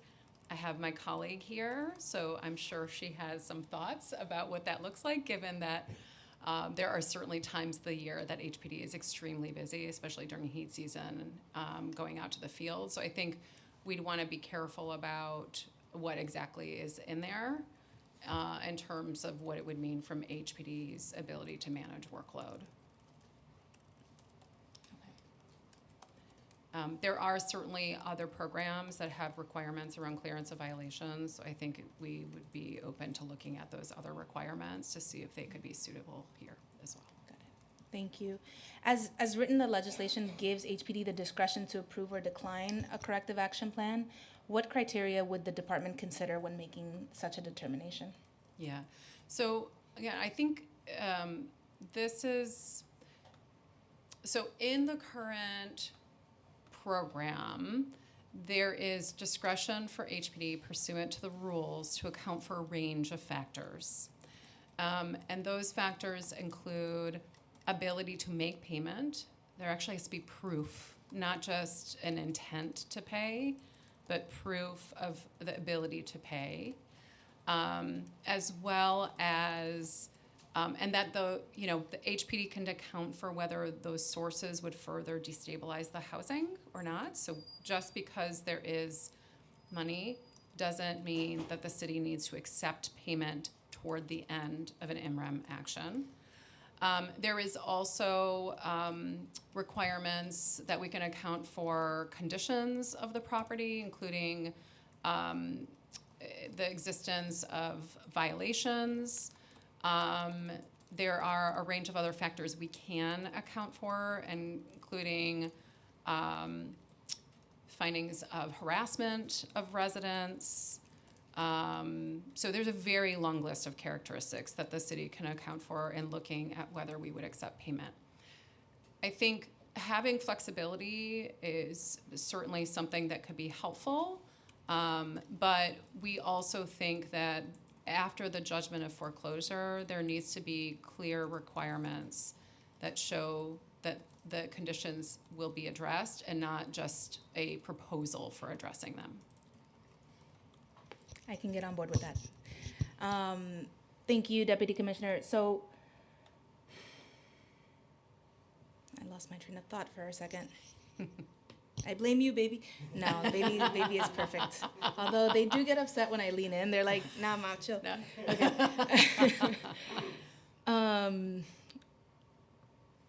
Oh, yes. Okay, now I remember. Thank you for your patience. Speaking of resources that HPD and the city have available to help homeowners, different kinds of homeowners, can you just walk us through where is the homeowner help desk? Where is the office of the homeowner advocate? Where are all these different resources? Where do they stand?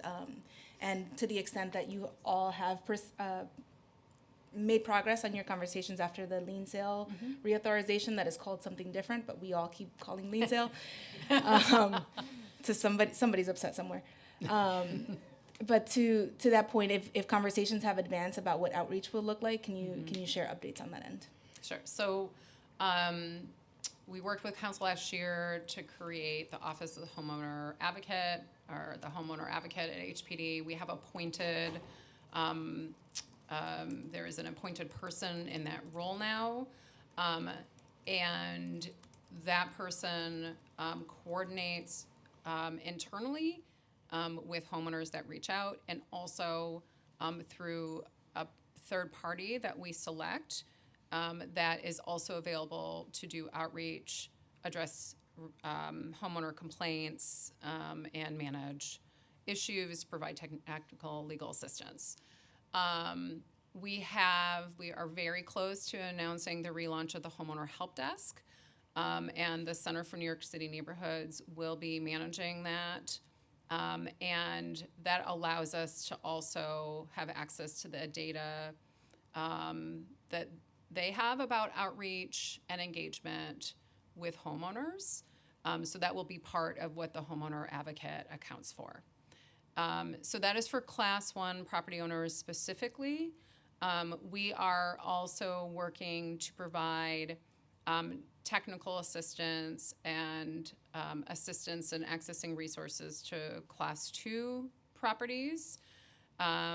We had a landlord ambassador program pilot that we administered a few years ago that basically was administered by a community-based organization, could do kind of a deep assessment with the property owner of conditions, and help develop a plan to improve conditions.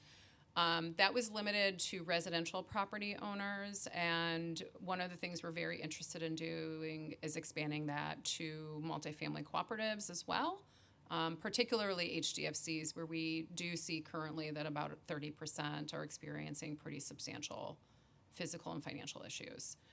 So that is, we're going to have to go through a procurement process to develop that program, so that will probably be up and running within the next 2 years or so. So those are the two main types of resources, and certainly in both cases, again, the homeowner advocate will be connected with the organizations that are administering the other contracts. Thank you.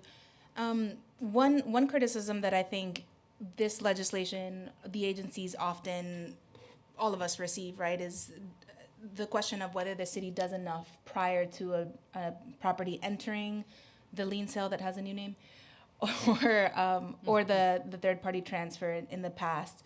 What is the administration stance today, right? Given the changes and new resources that have been added, are we as a city doing enough to engage property owners, and not just engage them and give them information, but provide them resources as well prior to them becoming eligible for the lien sale or the future version of the third party transfer program? Yeah, I mean, I think this is something that we've taken really to heart the last few years. We have dramatically expanded outreach and the commitment of resources to do outreach to Class 1 property owners, and provided more flexibility in terms of payment over the last couple of years, especially in Department of Finance. There have been some changes. There's PTA'd. So we absolutely are, always looking for ways to improve what we do. Like I said, on the multifamily side, we have a huge toolbox at HPD, including the ability to provide residential property tax exemptions, which would be enhanced if we had J51. I really hope City Council will authorize that program soon. We had J51. But we can provide tax exemptions and loans, and I think the missing part of that toolbox has really been the technical assistance for multifamily property owners. Deputy Commissioner Santiago, certainly we put information out to property owners on the enforcement and compliance side annually, and there are some resources that are noted there, but there's not really the same kind of point person that you can call and say, this is what I'm struggling with. Can you help point me in the right direction in terms of where I might be able to get help? And we know that there are a lot of city agencies. Many of them provide different forms of assistance, but navigating that can be very complicated. So that is one of the things that we've been really focused on trying to improve. Thank you. Yeah, I also hope we get our ducks in a row on J51. And I just welcome that to be part of what is shared with the public, right? And what is shared in all of this outreach is the different programs and things available for residents to get out of grounds, right? Okay.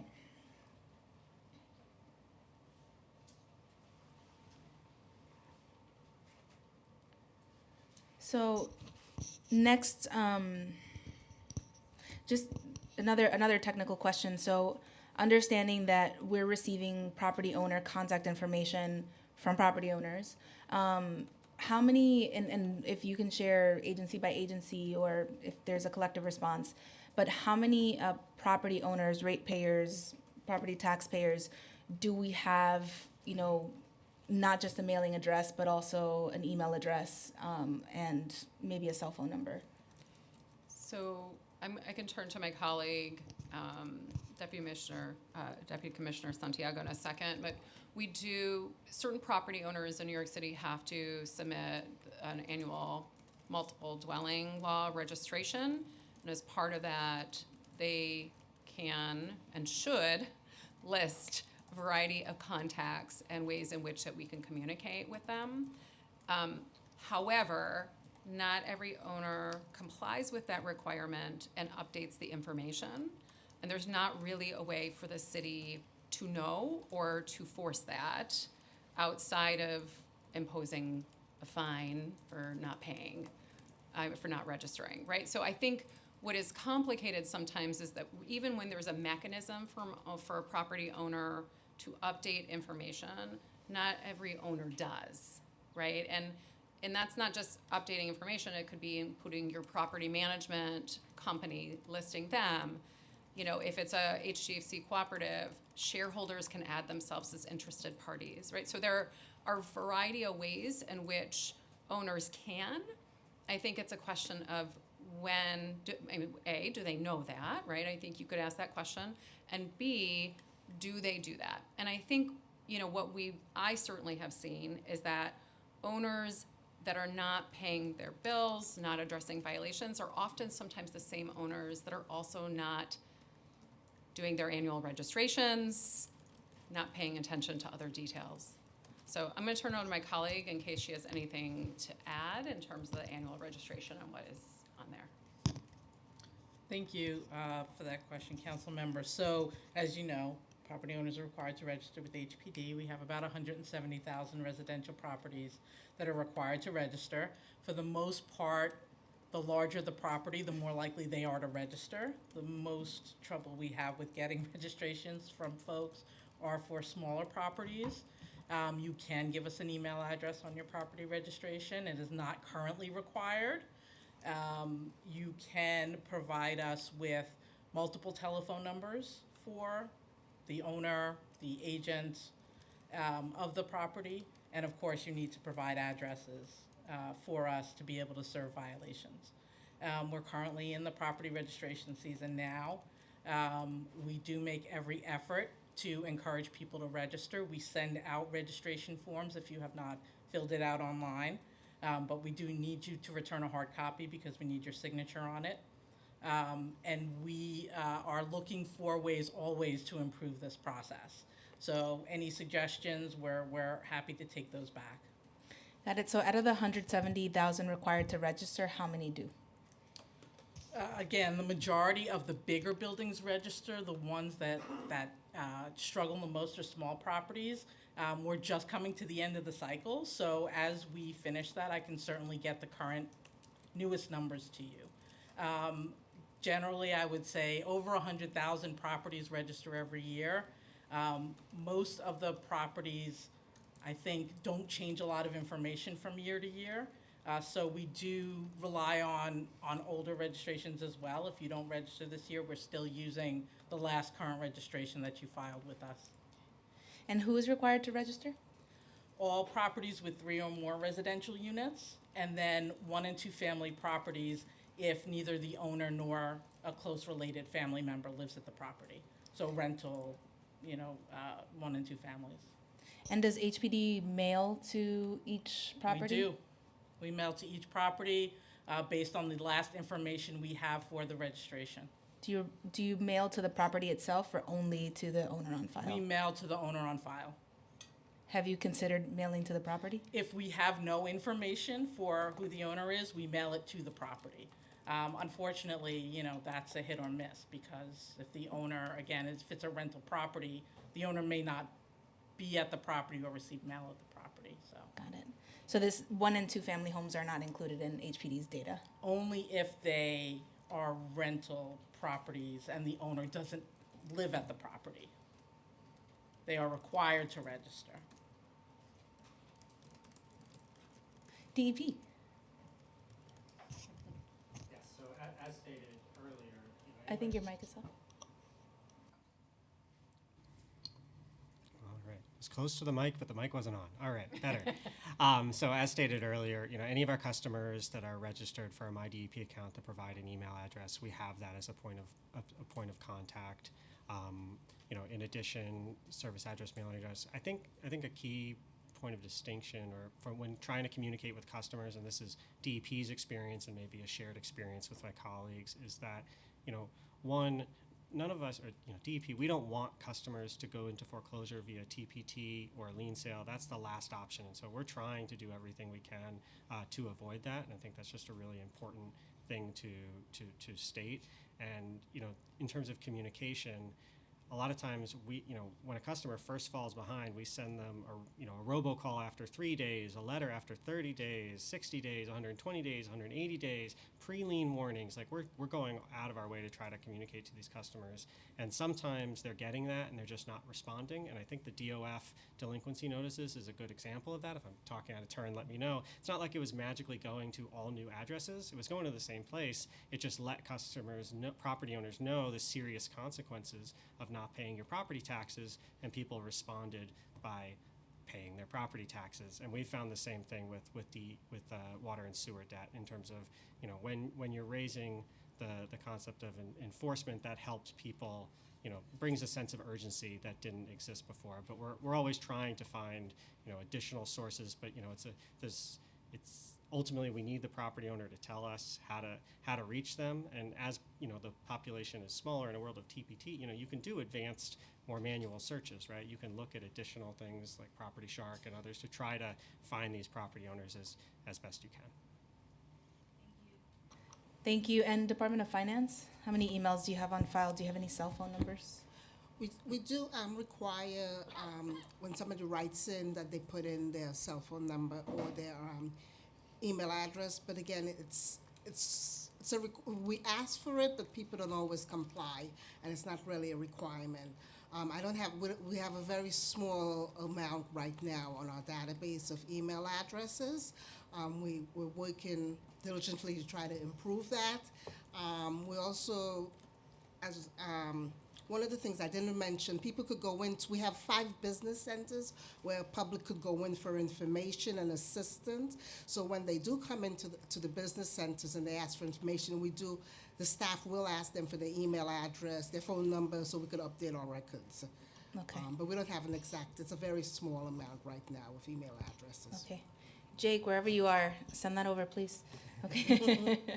But no, that would be great to know, just to see collectively how much we have as we think about these requirements, the requirements in this bill. Okay, the afternoon the clock is ticking, so let me be a little selective with my final questions here so we can get to public testimony.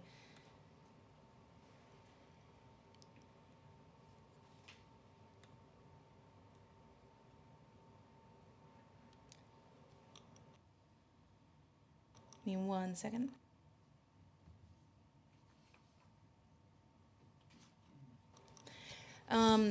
Okay, so just based on post-transfer for the record, HPD, do you have how many properties in round 10 or interested in round 10, but it could be by round or whatever, how many properties were transferred to tenant ownership or CLT ownership? Sorry, the categories being tenant ownership, CLT ownership, nonprofit ownership, or private ownership. Okay, wait. How many properties were transferred, say that one more time, to what type? To tenants? Okay. Tenants, CLT, nonprofit, profit, or private. Sorry. So I have for properties that petitioned to become cooperative over the first 10 rounds, 73 properties petitioned, of which 47 converted, 13 remain rentals, 10 buildings are pending conversion because they are in construction or conversion process. 13 buildings are pending conversion. And then you asked about, so there were over 520 properties total. I don't have the exact mix of how many went to nonprofit versus for-profit. entities. And the last round of TPT started in 2015, so nearly a decade ago. And at that point in time, right, that's the point in time where we issue an RFQ, is around the point we start. That point in time, there were, I think, only 1 or 2 active CLTs in New York City. So they have not really been involved in the program. Got it. And the numbers that you just gave me all were for round 10? No, that's in total. So 73 have petitioned, 40 converted, 10 rentals. That's in the whole life since 1996 of Yes. the program. Okay. Can we follow up and receive nonprofit versus private? I don't know if we have that data going that far back. We may be able to we should be able to pull data on round 10. Okay. It would be very manual, but we could probably pull it. Thank you. And then for tenant petition, their HPD's rules provide a period for an interim period for HPD to evaluate whether tenants will be approved for eventual ownership of the property. How long is the interim evaluation period? So there are maybe 3 stages to think about here. There is what happens prior to a foreclosure. So once the city requests the judgment of foreclosure, we then flyer the building. We notify all residents of the status, as well as the opportunity to petition to be a cooperative.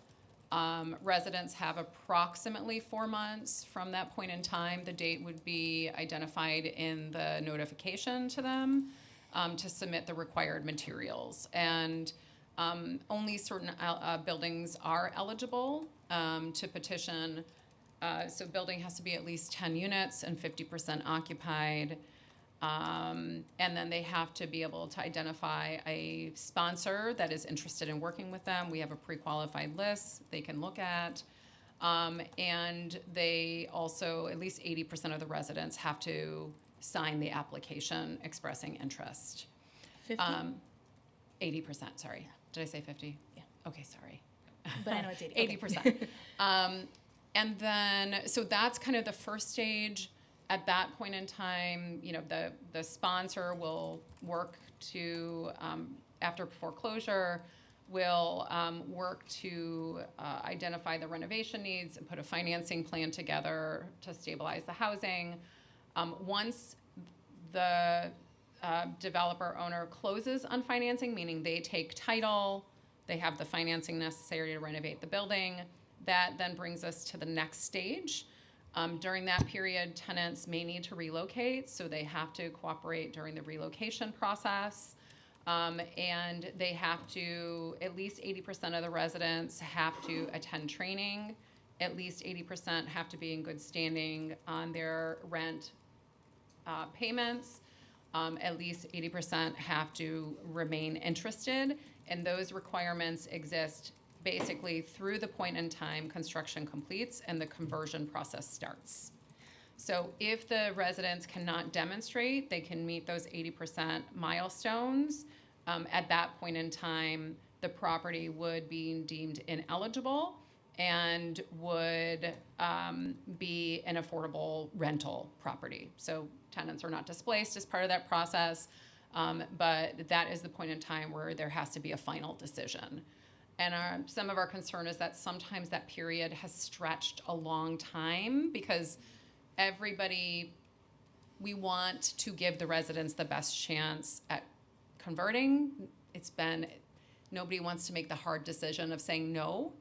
But it does really need to be a firm line requirement because otherwise you risk destabilizing the housing itself.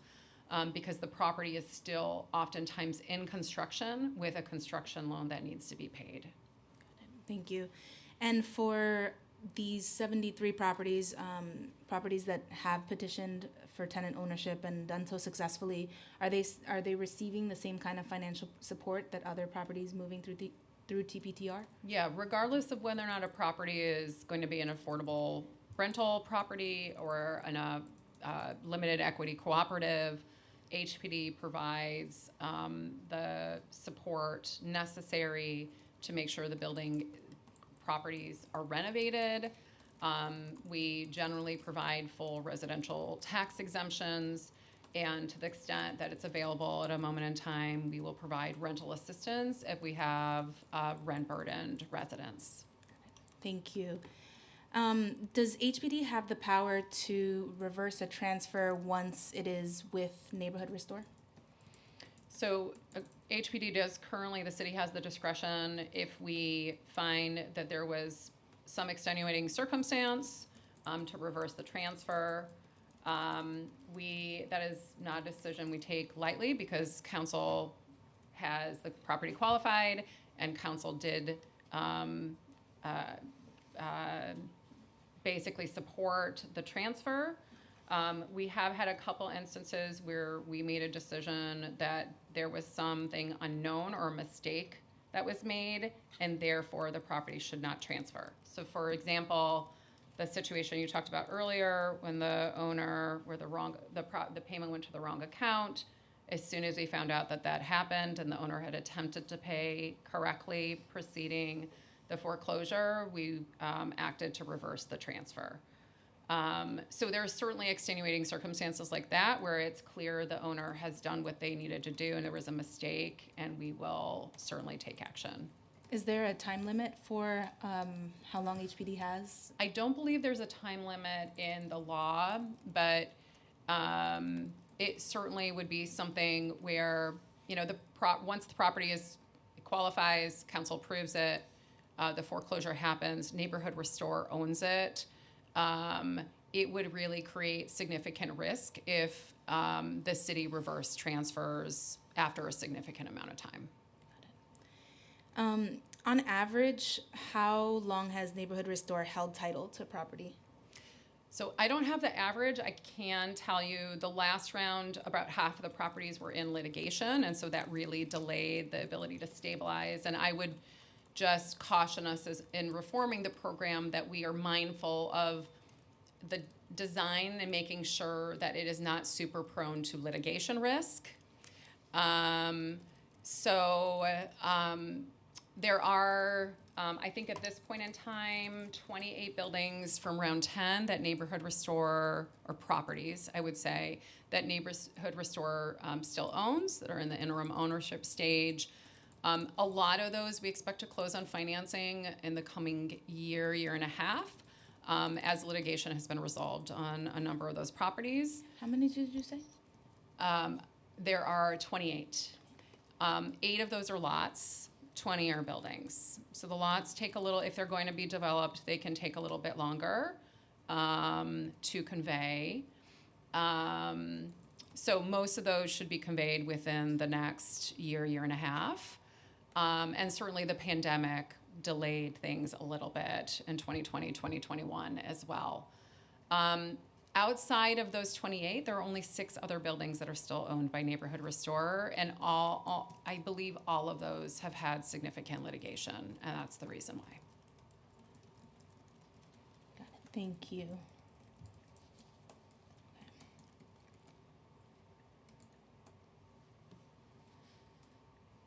Sorry, I'm stuck on 8 lots. So there were Class 4 properties that were transferred in previous rounds? Class 1 or Class 2 properties, which could include vacant lots. Which could include vacant lots. Yes. And in the legislation as drafted, lots, Class 1 or Class 2 lots would be potentially eligible as well. Would still be. Yep. Yes. Okay. Great.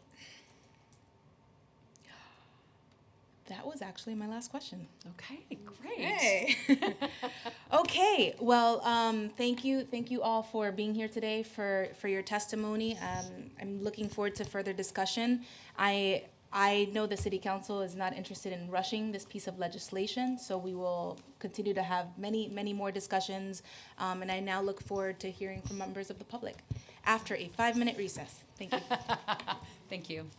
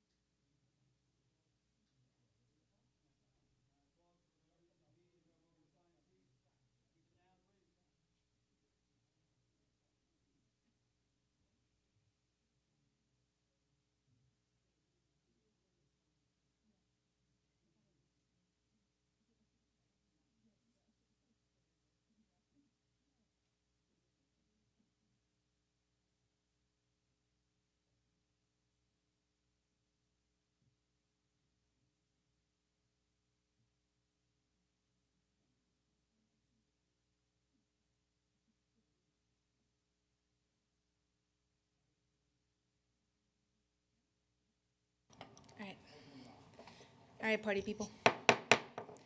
Calling the hearing back to order.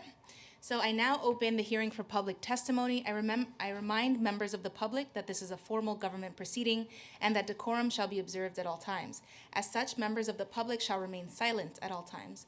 The witness table is reserved for people who wish to testify. No video recording or photography is allowed from the witness table. Further, members of the public may not present audio or video recordings as testimony, but may submit transcripts of such recordings to the Sergeant at Arms for inclusion in the hearing record. If you wish to speak at today's hearing, please fill out an appearance card with the Sergeant at Arms and wait to be recognized. When recognized, you will have 2 minutes to speak on today's hearing topic of the third-party transfer program, including the following legislation, intro number 1063. If you have a written statement or additional written testimony you wish to submit for the record, please provide a copy of that testimony to the Sergeant at Arms. You may also email written testimony to testimony@council.nyc.gov within 72 hours of this hearing. Audio and video recordings will not be accepted. I will now call the first panel. Will Depot from ANHD, Paula Siegel from Abolish the Tax Lien Sale Coalition and Take Root Justice, and Will Spizak from the New Economy Project.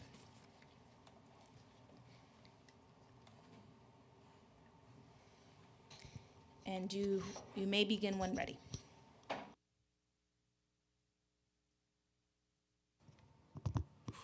Is it on? Okay. Thank you, Chair and members of the Housing and Buildings Committee, for the opportunity to testify today. I also want to express my appreciation to Councilmember Sanchez for her commitment to fostering collaboration through this process. My name is Will Deepu, and I'm a senior campaign organizer at ANHD. ANHD is one of the city's leading policy advocacy and technical assistance and capacity building organizations. We maintain a membership of 80-plus neighborhood-based and citywide nonprofit organizations that have affordable housing and or equitable economic development as a central component of their mission. We see the Housing and Rescue Resident Protection Act, formerly known as CPT, as a crucial step in holding negligent landlords accountable and ensuring low-income communities of color can access safe and affordable housing. At ANHD, preserving affordable housing and protecting tenants is central to our mission. It's essential for the city to have an effective mechanism to transfer distressed properties from irresponsible landlords to responsible nonprofit preservation purchasers. In order to best support our members, CDCs, and tenant organizing groups, we recommend the following: financial and technical support throughout the process, stricter criteria for Class 1 versus Class 2 to ensure bad landlords do not take advantage of off-ramps designed for homeowners, applying extenuating circumstances solely to Class 1 violations and excluding BC violations from prior ownership or duplicate violations. We recommend that the property be transferred either to the city or to a qualified third party. We believe that property meant for affordable housing should not go to for-profit developers unless no other nonprofit developer or community land trust has applied and qualified for it. There should be clear information for tenants on their rights that is in multiple languages and incorporate text and email notifications. There needs to be interagency communication, cross-training for staff from DOF, DEP, and NHPD. I just have 1 point left. To ensure that they understand their roles and responsibilities for each other and promoting streamlined process for the property owners and tenants alike. So we call on the council to take meaningful steps to ensure any reforms not only address our housing challenges, but also safeguard their rights and dignity for tenants. Thank you for the time. Thank you. Thank you so much. I think I'm going to go over. I hope that's okay. And thank you so much for this hearing. It's been really insightful. I'm also happy if anybody has questions that are burning to maybe try to answer anything. But I'm going to be delivering testimony on behalf of the Abolish the Tax Lien Sale Coalition. The coalition is made up of grassroots groups and technical assistance providers, New York City Communities for Change, East New York Community Land Trust, Western Queens CLT, Brooklyn Level Up, Bronx Community Land Trust, the Northwest Bronx Community and Clergy Coalition, the Coalition for Community Advancement, the New Economy Project, the New York City Community Land Initiative, Manny Management, and my organization, Take Root Justice, where I'm senior staff attorney in our Equitable Neighborhoods practice. We're all thrilled that we share a priority for using municipal debt collection as a strategy for tenant protection, for increasing cooperative homeownership opportunities, and for the preservation and development of homes and other community assets. We also share the council's urgency to bring a city foreclosure program for distressed properties back online as a tenant protection measure. The longer we don't have such a program, the more tenants make their homes in buildings that are not safe, while landlords shirk their obligations and continue to collect rent. And it's really heartening to hear that it sounds like the agency understands that urgency as well, and I hope we'll be able to get this done by the end of the year. Our comments on the bill fall into 3 categories: which properties should be included in the foreclosure program, owners' rights, and harnessing the preservation powers of community land trusts. We'll be submitting in writing, but I want to share 5 highlights and respond to a few things that I heard in the conversation. That was awesome, and thank you for all your questions before. So first of all, I just want to make sure that that gap that falls between the number of properties that the administration... Would you like to continue? Yes, I would. Thank you so much. Have to for that. Thank you. So I just want to make sure that we're really focusing on the properties that fall in the gap between the properties that the agency thinks it can handle administratively, foreclosing on and routing to responsible owners, and the properties that have liens sold to a privately managed tax lien trust. And we just want to make sure that we're not recreating a situation where anything that the agency can't handle just goes to these private managers that have no responsibility to you all, that have no accountability to any of the community boards, the borough presidents, any of the elected officials in the city. There needs to be an automatic removal from the lien sale based on set criteria, even if actual foreclosure by the city is staged and prioritized to honor capacity limitations. Just want to remind everybody that the tax lien trust is not our ally, and it's run by private companies, and we've seen decades of its past practice.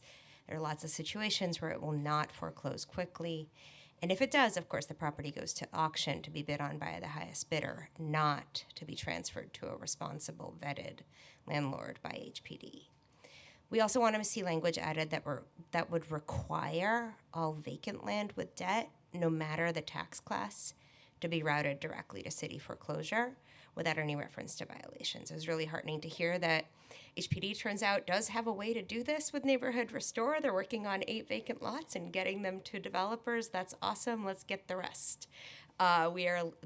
Some vacant land in the city is tax class 1, some is tax class 2, some is tax class 4. How those tax classes got assigned does not seem to have any rhyme or reason, and for some reason, the current program only takes the tax class 1 and 2 ones. That makes no sense. Let's get rid of that. We also want to make sure that unoccupied buildings, particularly ones with vacate orders, where there haven't been any steps towards resolution, get the same treatment. Let's get those out of the hands of folks who are warehousing those properties and into the hands of responsible developers as quickly as possible, because neighborhoods are suffering. That was number 1. I'm going to go a little faster. Number 2, we heard the administration call this a companion program to the lien sale. We absolutely agree with thinking of it that way. And in that light, we want to make sure, and this is Councilmember Brewer, I'm really glad you're here for this. I think this will help. We want to make sure that as the criteria for the new city foreclosure program is revamped, the agency is required to take a look back at all the liens that have been sold and are currently being held by the 2 remaining tax lien trusts.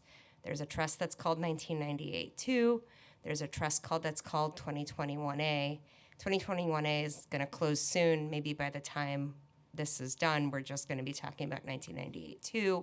But either way, once we have these new criteria and this new program, the agency should be required to look back, and any liens that were sold on buildings that would otherwise qualify for the program in 2025 should be defected, and the process that we're designing today should start for those buildings.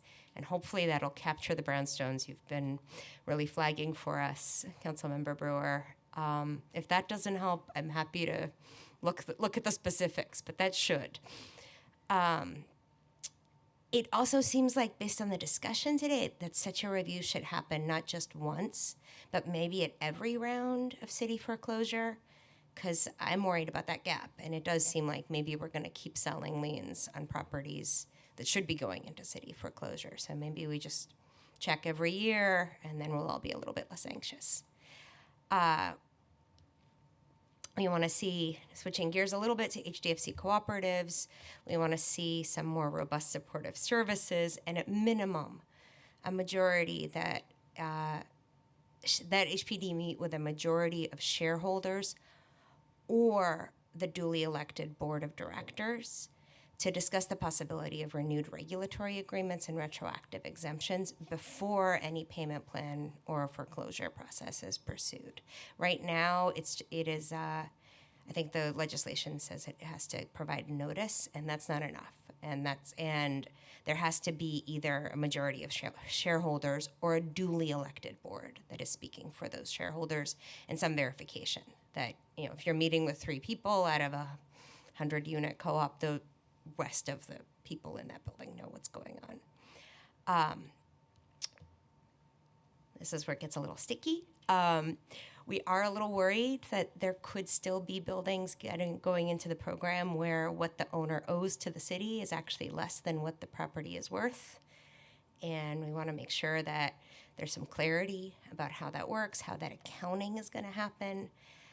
Based on our observations and our research, we actually think that usually it's going to zero out, or what it costs to fix the building, which is a cost the city is going to take on with its partners, is going to cost more than what the building is worth. But in the few cases where the owner is owed something, we want to make sure that that is handled both ethically and legally.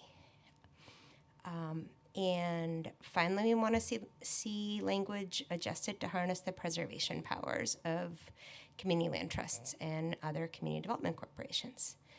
The bill as drafted requires HPD to consider whether a third party applying for property disposition is a responsible legal tenant, not-for-profit organization, neighborhood-based for-profit individual organization, or community land trust. We think this language is not strong enough. We think the agency should be prohibited from awarding property to a for-profit unless no legal tenant, not-for-profit organization, or community land trust has expressed a willingness. And a further improvement would be to require priority to be given to legal tenants, not-for-profit organizations, and neighborhood-based for-profit organizations or individuals that are partnering with community land trusts. So priority for anybody that's partnering with a CLT for permanent preservation. Thank you so much for the indulgence. Thank you.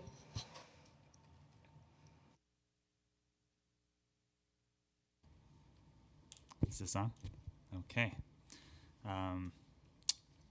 Good afternoon, Chair Sanchez and members of the Housing Committee. So glad to go after Paula, so I could just pretty much say ditto on everything.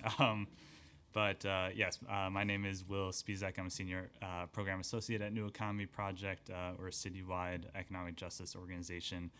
We are the co-founders and facilitators of the New York City Community Land Initiative, or Nycc, which is the citywide coalition of community land trusts, and we are members of the Abolish the Tax Lien Sale Coalition, from which Paula just represented our views.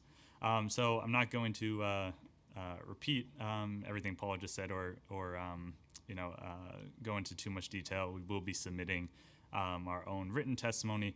Just a few things we want to highlight in addition, or to echo what the Abolish the Tax Lien Sale Coalition testimony said. On building selection, just again echoing Paula, we think that kind of restricting the program to the worst 500 buildings in the city is arbitrary and unnecessary, and we would like to see all properties that qualify based on certain criteria of financially and physically distressed properties be included in the program. The inclusion of vacant and commercial properties in the program is really important for us. So tax class 4 properties, present unique opportunities for CLTs that can acquire vacant lots to build housing or other community needs on them, and potentially convert other properties into community centers or community spaces to support local businesses, which many CLTs are currently working on. Again, preference for nonprofits and CLTs is really important in the bill. So we would like to see, stronger language that prioritizes CLTs, nonprofits, and tenant ownership, as opposed to for-profit developers. Would you like to wrap? Yeah. Last point is, we also think that in regard to pathways for tenant ownership, that CLTs could play an important role as supporting organizations. So we would love to see the tenant ownership pathway include opportunities for education and collaboration between potential co-op conversions and community land trusts in the area. Thank you so much. I think you answered my question. I think you all answered all my questions, but let me just double check.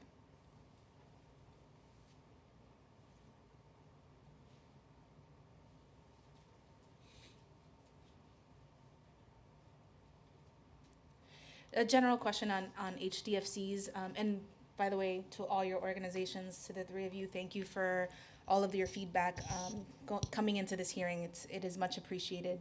For HDFCs, do you have particular interventions that you think would be useful or helpful to help to stabilize them?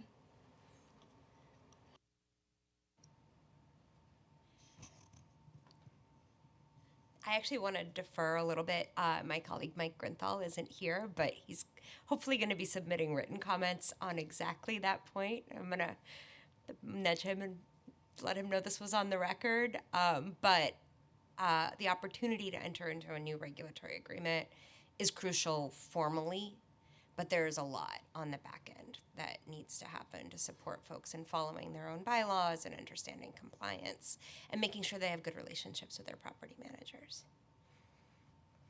Thank you all. I'd now like to call the next panel, Ariel Hirsch from UHAB, Christy Peel from the Center for New York City Neighborhoods, and Sal Devola from Neighborhood Restore.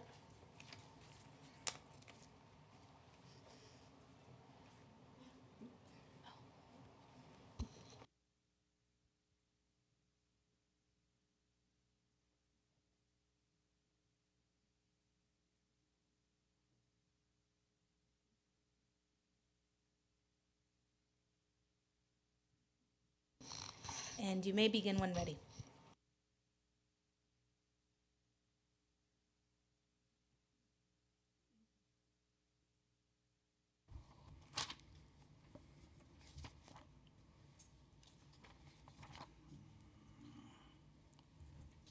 Is this working? Oh, good. Good afternoon. My name is Salvatore Devola. I'm the Executive Director of Neighborhood Restore Housing Development Fund Corporation. I'd like to thank Chairperson Sanchez and the committee members for allowing me to testify today. The introduction of this bill is a critical step forward in creating a renewed path to addressing the needs of our most vulnerable residents who live in physically and financially distressed properties across New York City. For the past 5 years, with a pause on municipal foreclosures, there have been limited options available to the city to take effective control of properties where negligent owners fail to provide essential services and continue to subject their tenants to hazardous and life-threatening conditions. We are therefore thankful to Councilperson Sanchez and the City Council for spearheading this effort. We support many aspects of the bill and look forward to continuing a dialogue on issues of concern as you seek input on the legislation. The last time the City of New York made significant changes to its foreclosure process was 28 years ago. Local Law 38 of 1996 called for the city to transfer distressed properties directly to responsible new ownership without the city first taking title.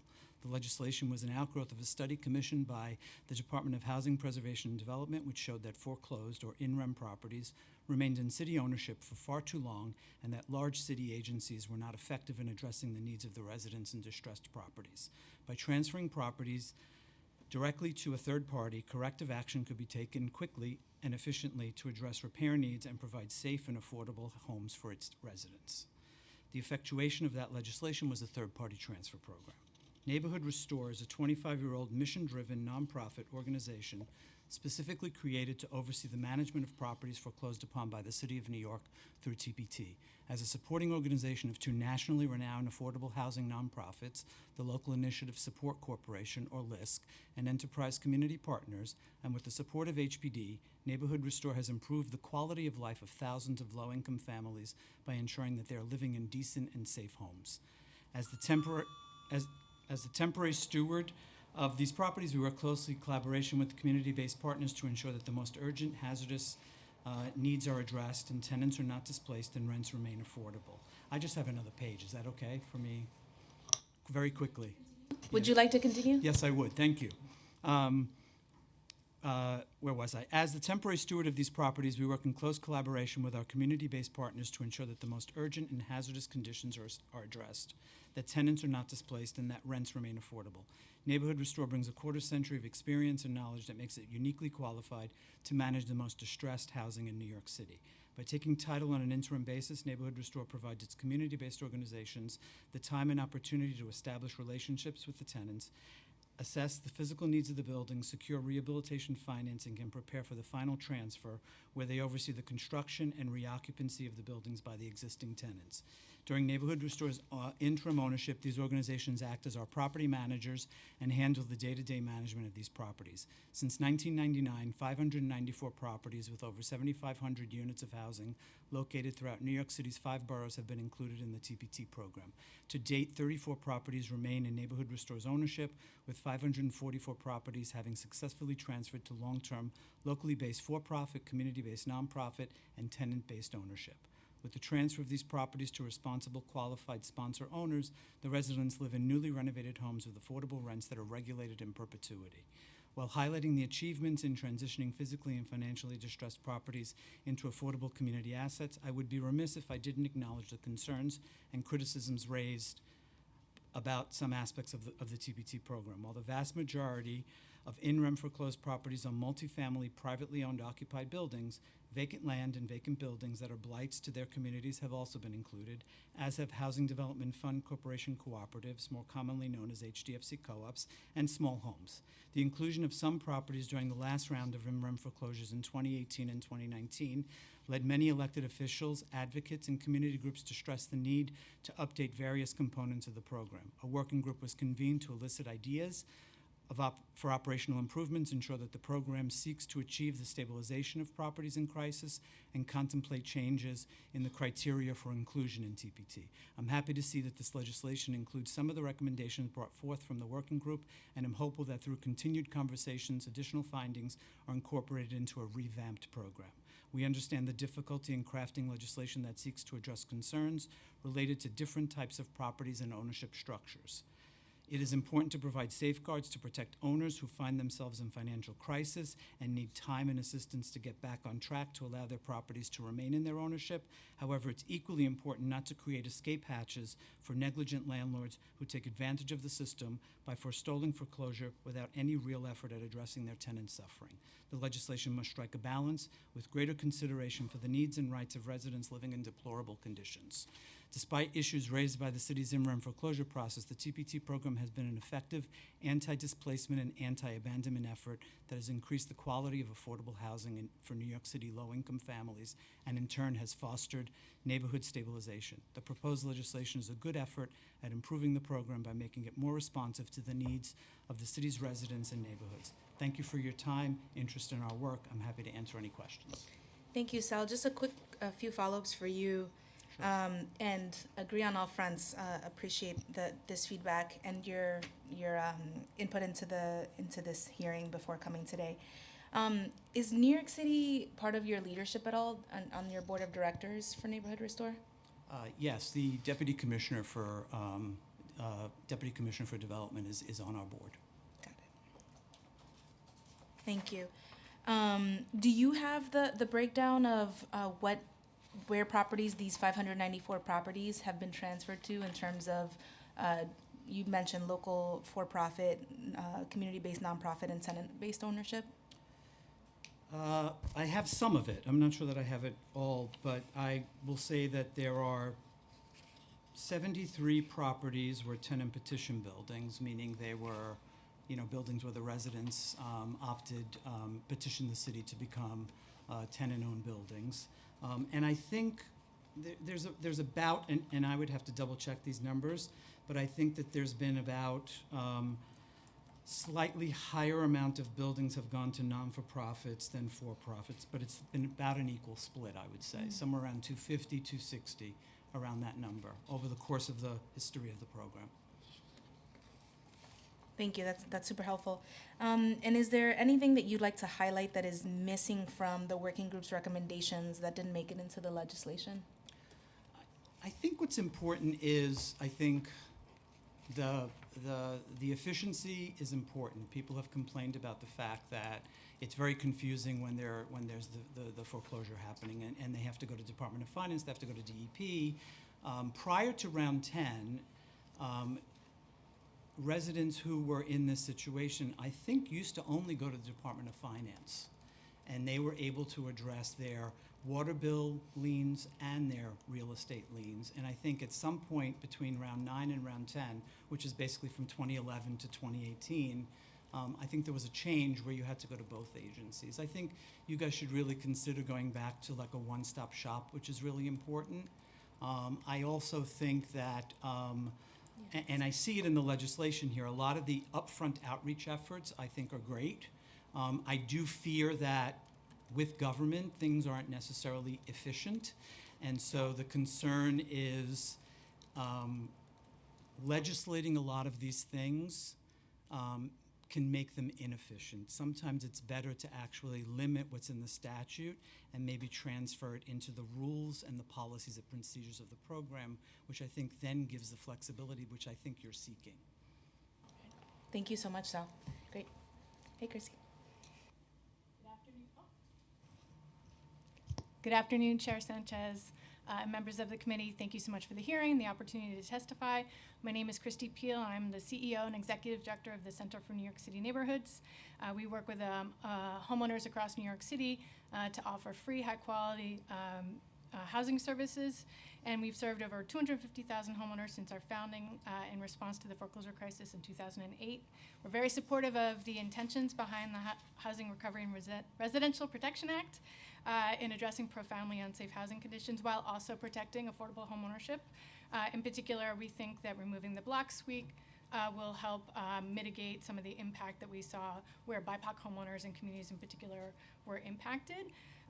And we would love to work with the council to continue to drive towards clarity and simplicity for owner occupants in particular, and understanding how this legislation aligns and dovetails and deviates from the newly enacted tax lien sale legislation. We think it's very confusing for all of us, and we imagine that all these non-professional landlords out there are going to be similarly confuddled. So we thought in the the TPT working group, the smaller group that was working on small homes, we had advocated for a separate pathway or even an exemption for tax class 1 properties. We thought, you heard the Deputy Commissioner say there's a robust toolbox for multifamily property owners. There is not as robust a set of tools for small homes. We are really relying on individual outreach, community-based outreach, education, engagement, advocacy, one-on-one representation, and a limited number of repair resources to address unsafe building conditions. But we don't have the same tax exemptions, so we really would like to see a separate and robust pathway and pipeline and process for tax class 1 properties. And I would say that we could, one example of a way, you may conclude. Way to simplify things is to look at the Philadelphia homestead tax exemption, where you can declare owner occupancy in a much more simplified way, where you don't have to have been previously approved for a tax exemption in order to qualify. They just they require an affidavit and two sources of proof of residency. Also, we think in order for the goals of this legislation to be realized, we need to make sure we're fully making property owners whole on the equity side, so it's not subject to the same legislative challenges that we have seen under Hennepin. And obviously, in order to keep properties out of the situation where they're going to have significant financial and physical distress, we need to radically increase the resources for small property owners and also for the mission-driven CLTs and providers who are mission-driven developers who are going to work with properties on the back end. We know that for every dollar, as ANHD said last week, for every dollar in disinvestment, we need several dollars more to put back in capital. So the CLTs in particular that are operating now, they need resources to support those operations, especially if they're going to be contemplating taking on distressed properties alongside their mission-driven developer colleagues. So for that, thank you again, and we look forward to working with you on making sure that we can have this be as aligned and simple as possible to keep well-intentioned homeowner and landlords off the tax lien and TPT foreclosure process. Thank you. Thank you so much. That was really helpful. All right. Hi, Jim. Ooh. Sorry. Hi, Chair Sanchez, members of the committee. Thank you so much for the opportunity to testify. My name is Ariel Hirsch, and I am the Director of Policy and New Projects at UHAB. For 50 years, UHAB has empowered low and moderate income residents to take control of their housing and become homeowners in the buildings where they already live. And we've done that, especially over the last over 22 years through TPT, including nearly 1,000 distressed rental units that have been transferred or are in the process of becoming transformed into safe and stable homes where residents have the opportunity for affordable homeownership.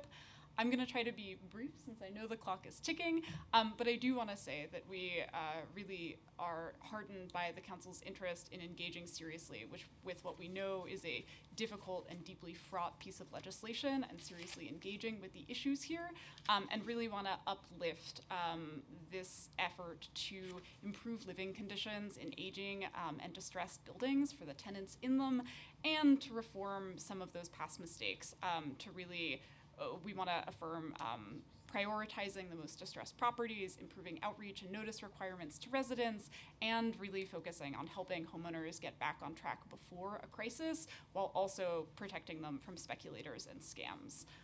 We also think that there are sort of a small bucket of additional improvements that we would love to keep talking about to really accomplish those shared goals of safe and dignified housing, and want to highlight that once a building is designated for foreclosure, we really want to lift up that it must swiftly move through the program towards comprehensive repairs. We deal with many of these as a sponsor and developer on these projects, and the longer that they sit waiting for that capital investment from a construction loan closing, the more intractable these issues get.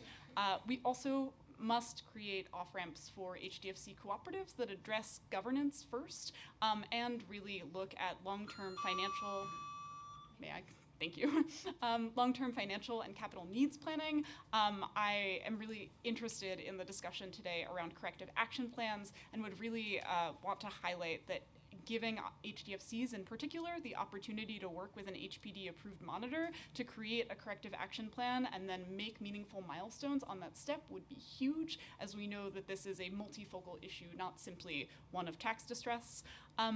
And we were really encouraged to see that ability to remove tax class 1 properties in existing HPD loan pipelines from the TPT list and think that should be extended to HDFC cooperatives.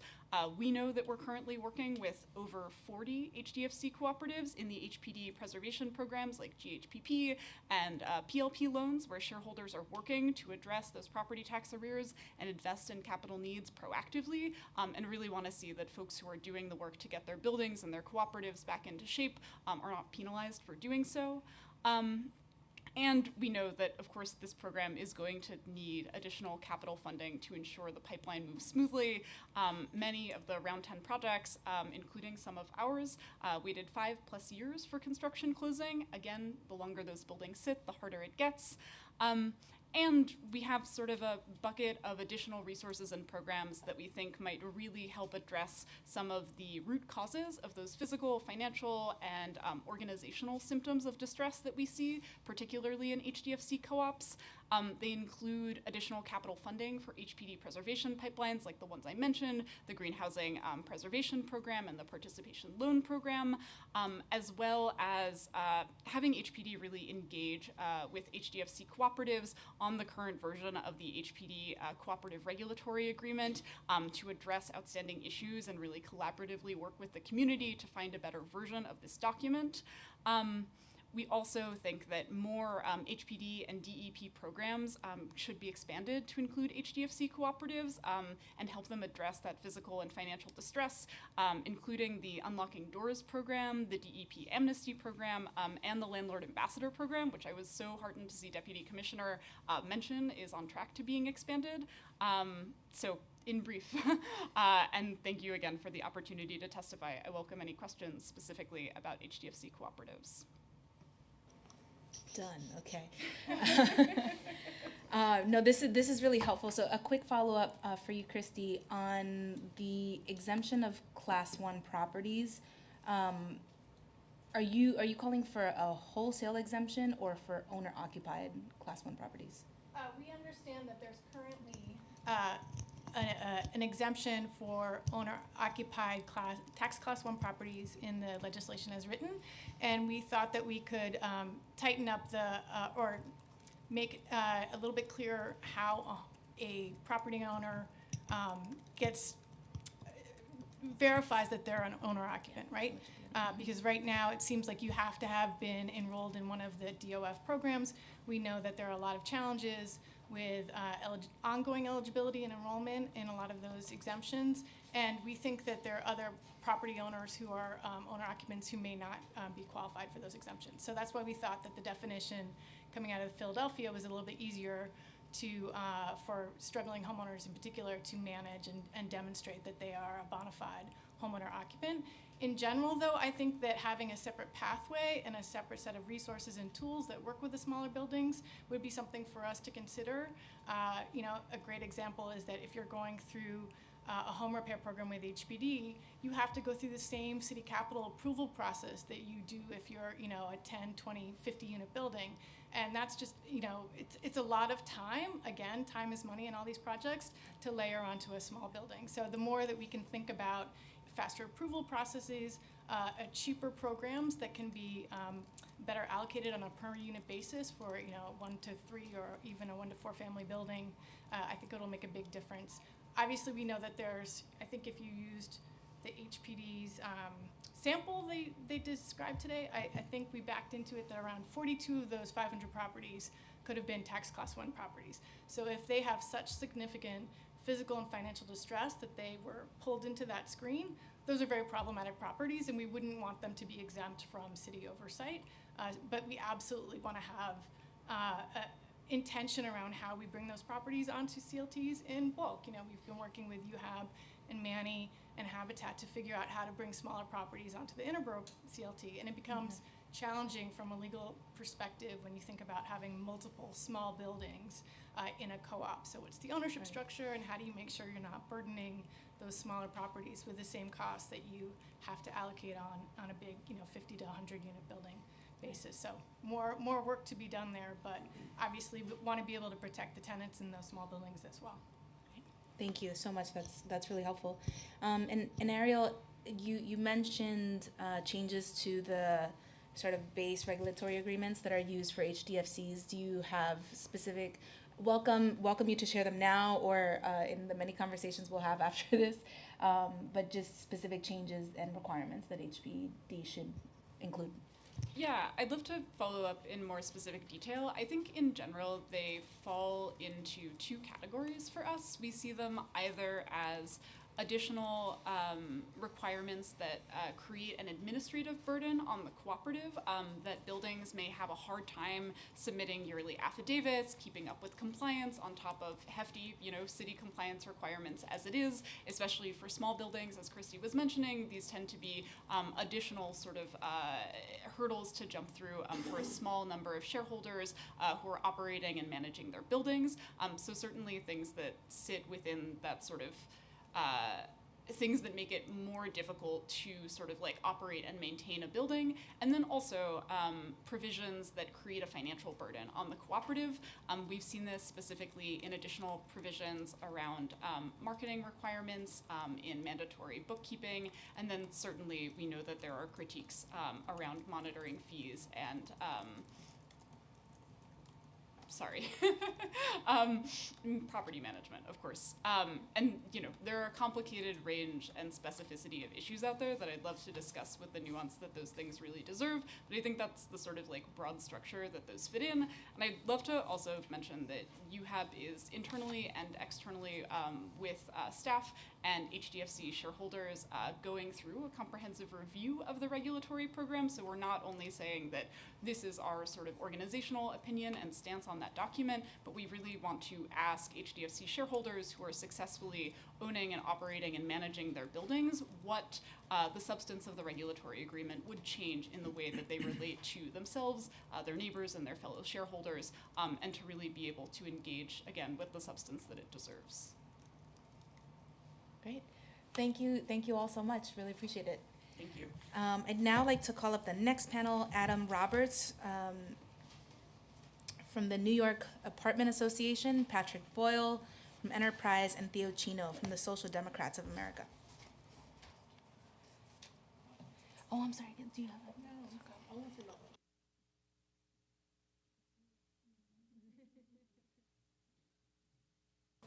And you may begin when ready. Thank you for holding this hearing. I'm Adam Roberts, testifying on behalf of the New York Apartment Association, also known as NYCC. NYCC is a newly formed trade group representing multifamily housing providers across New York City. Our members provide more than 1 million units of rental housing, most of which are subject to rent stabilization and built before 1974, meaning they do not receive 421A or other subsidies. We'd like to thank the Council for reevaluating the third-party transfer program, though changes in the bill would not improve the program. Regarding the specifics of the bill codifies one of the most unjust aspects of the program, which is the seizure of property for tax liens. The new definition of unpaid tax liens is dangerously low, only 1 year of the owner's annual tax liability. This puts any building behind on paying their taxes in danger. Additionally, this bill would increase the number of buildings at risk of being seized. The bill requires HPD to maintain a list of no fewer than 500 properties. Buildings are subject to the list based on multiplying the property's municipal debt by the property's total open hazardous and immediately hazardous maintenance code violations, a formula which does not account for the size of a building, as these are not violations per unit or resident. It also fails to consider the tax burden, such as the ratio of municipal debt to income. While clear steps are set forth on methods to cure, doing so will be impossible for most buildings. The bill states that a default may be cured upon payment within 60 days from the date of default, but few buildings that go into default will be able to make such a payment so quickly, since they're in default due to their inability to pay in the first place. Based on how the previous program was run, the new tenant opportunity to purchase provisions in this bill, it is evident that the Council seeks to transfer these buildings to tenant and nonprofit ownership. However, transferring ownership will not change the fact that these buildings lack the income to pay taxes, water bills, and fixed violations. Looking at HPD's AEP, 14% of buildings are subject to the program are HDFCs. And 3% of all HDFCs are now on the AEP, and 80% of HDFCs in the AEP have rent-stabilized units. And so even if upon conversion, tenant owners face the same structural problems other owners of rent-stabilized housing face, and not surprisingly, 76% of buildings on the AEP are rent-stabilized. And I'll very quickly conclude that without structural reforms, such as legalizing the ability to recoup the cost of renovations, allowing for rents to keep pace with inflation, shifting the tax burden away from rent-stabilized housing, and collecting unpaid rent in housing court, the new owners of these buildings will fail as the previous ones did. Instead of pursuing this bill, the Council should pursue things like a diversion program in housing court for non-payment cases. Thank you so much for holding this hearing today. Thank you, Adam. So is your position that no version of this program should exist? I would say that certainly we would like to see it improved, but there are much larger financial issues behind why these buildings are being seized by the city than simply the way this program is structured. And frankly, most of our members are paying their taxes, they are paying their water bills. And if their buildings are being seized, which many of them are now, it's mostly by banks because they took out a loan to maintain the building or purchase the building, and they're no longer able to repay the loan.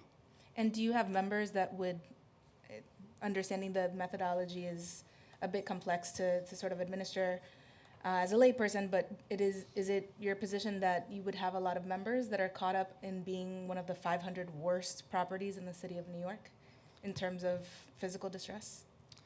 I think certainly for a lot of smaller owners nowadays, it's just financially impossible to manage these buildings. So it could be many of them fall under here. I'd say our larger owners are actually probably the ones where these are being transferred to. But we want to make sure that everyone, no matter their size, is able to run a building and not have it seized by the city. Okay, thank you, Adam.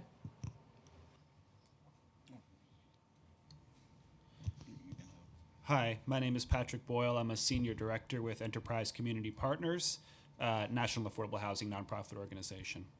Want to thank the chair and the members of the committee for the opportunity to deliver testimony about this critically important program.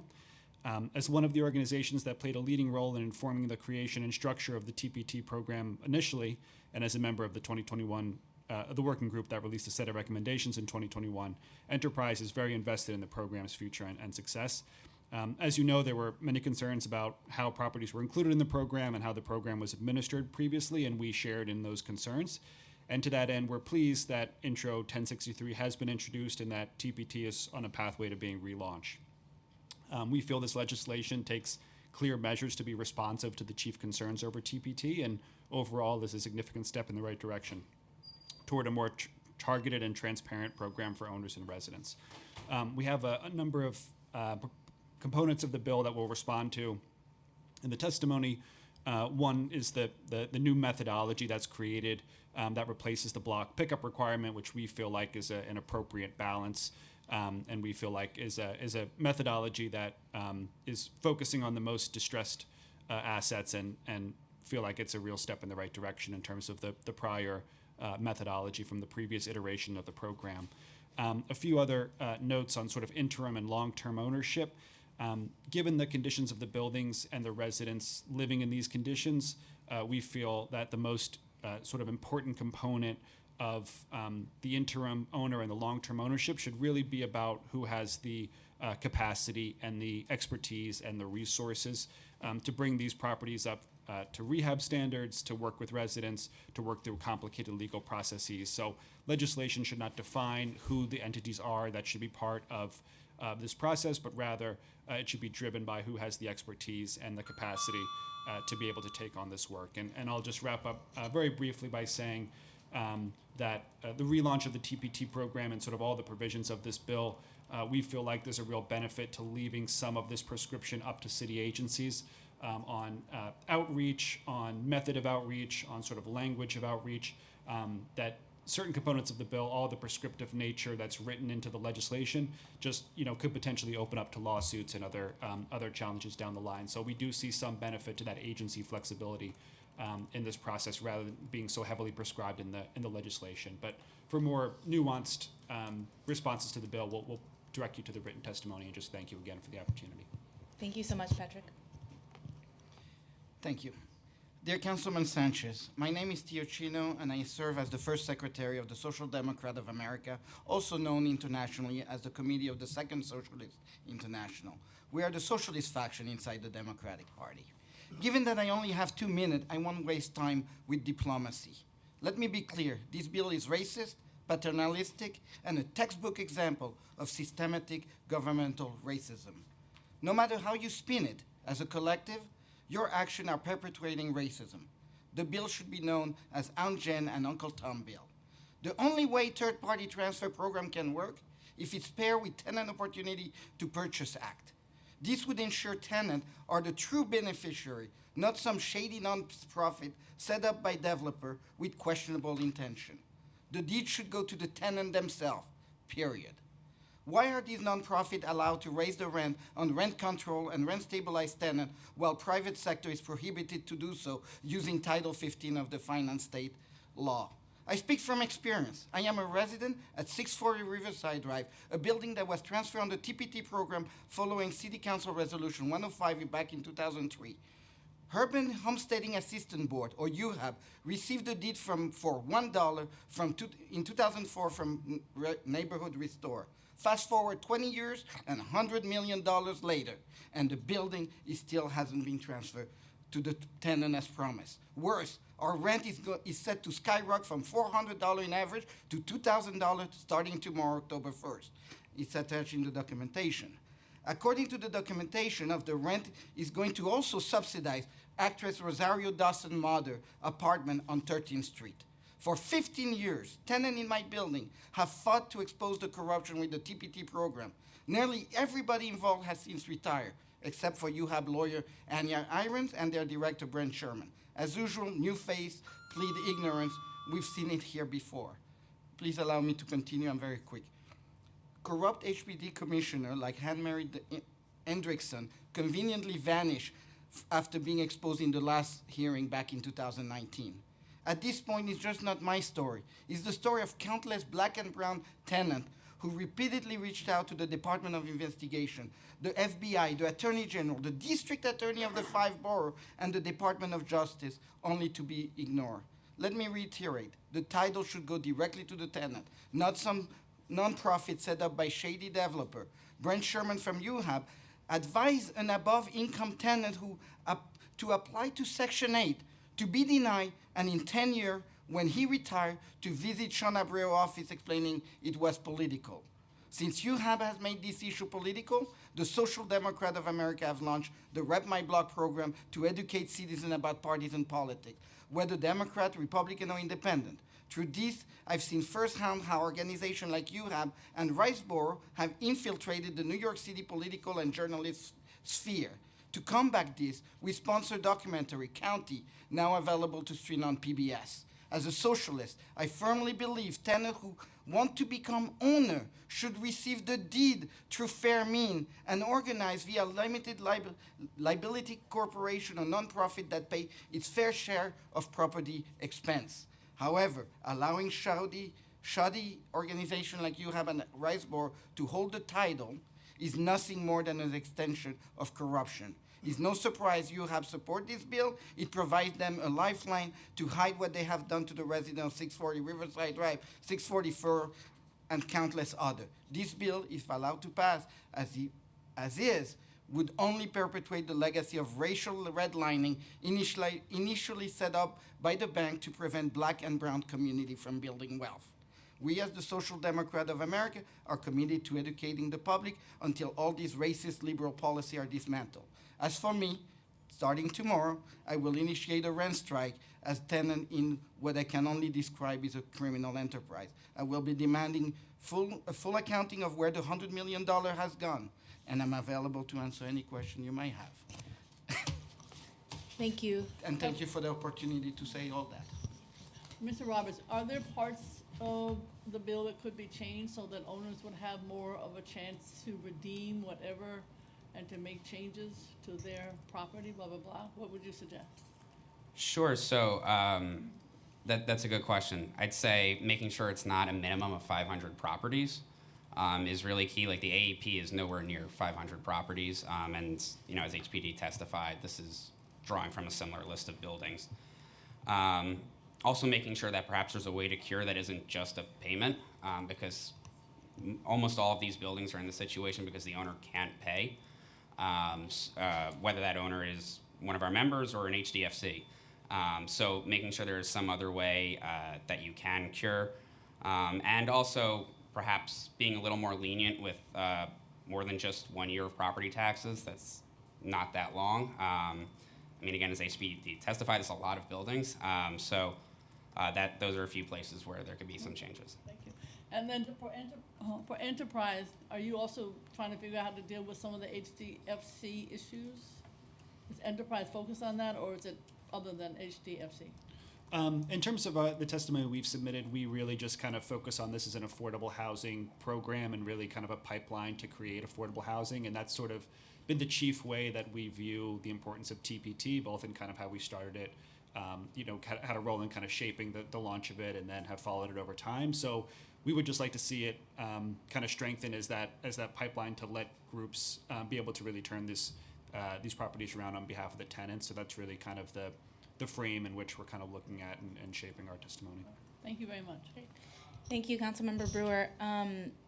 For Mr. Chino, would you be, so you would be supportive of a version of this legislation that only included tenant ownership? The thing is, I'm for legislation that get the path of the bill to the tenant, a entity that will be controlled by the tenant and not by nonprofit UHAB, who then says we're the owner, and in fact you're not the owner. And that's what happened at many tenant association board, that they discover 7, 8, 9 months when they started questioning why are we spending on Ethernet cable in the building, and they say, oh, we're the owner, we came up with that, and tough luck, there is nothing you can say to no. And in my case, because I'm very inquisitive, they actually changed the bylaws of the board to make sure that there would be an element that would create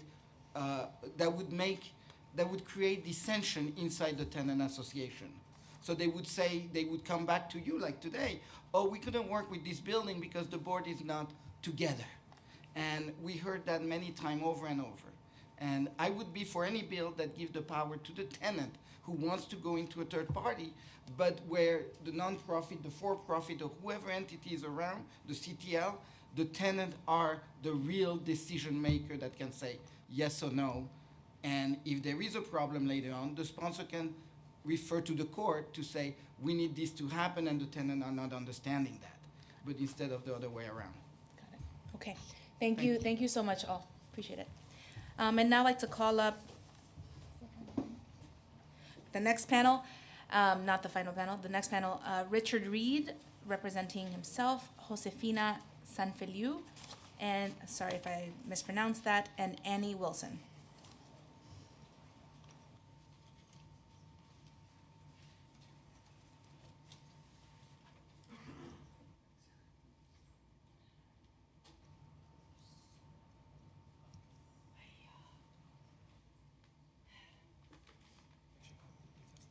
Sure. I'm going to be providing written testimony, but these are documents to share with the panel here. And here's a few more. I know that's not enough for everybody, but just as examples. You may begin when ready. You go ahead. Hi, good afternoon. My name is Richard Reed. My family resides at 640 Riverside Drive.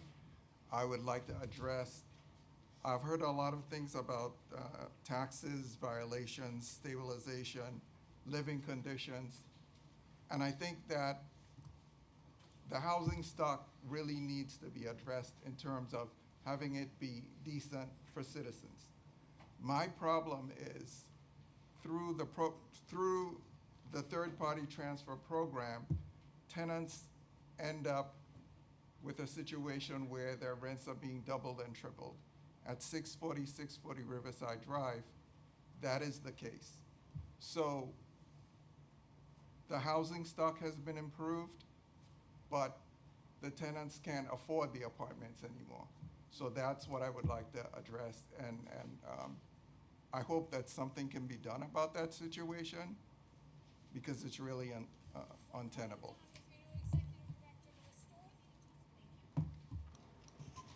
Okay. Hi, I'm Annie Wilson. I was co-founder of 544 East 13th Street HDFC. I lived there in 1984 and helped structure the building towards an HDFC with UHAB and supported the transfer of the property along with Margarita Lopez, who was the city council person at the time in 2002, with what was a land disposition agreement whereby there would be 2 years to complete the conversion of the building to an HDFC.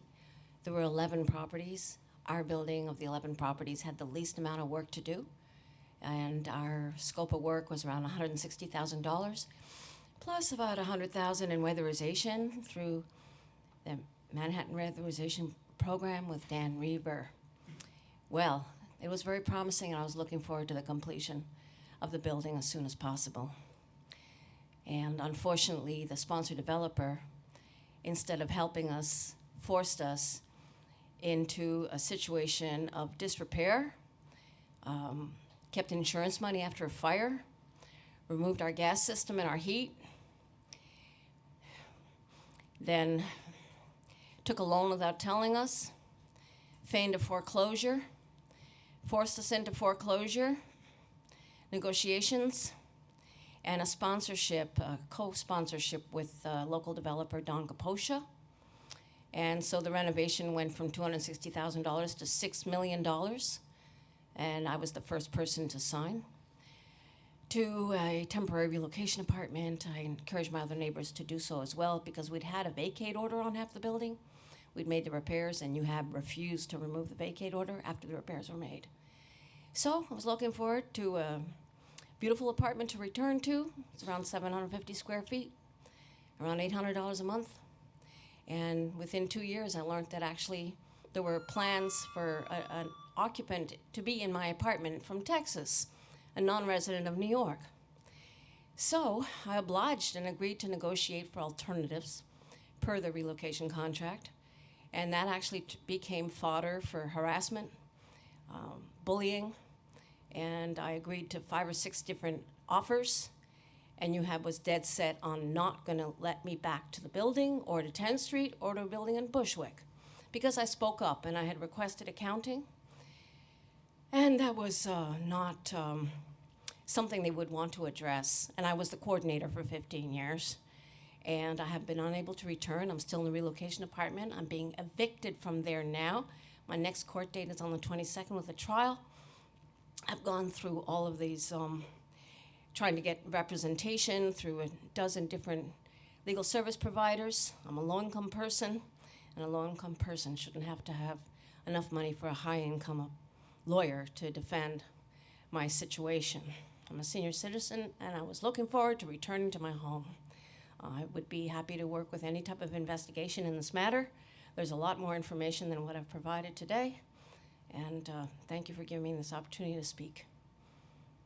Thank you, Annie. Okay. Thank you. Any both. questions? Too many for this hearing. Okay. So I'll be following up with you as yours is an individual case. And I just want to thank you both for your time and hear you on the concerns about increasing rents. Thank you. All right, thank you.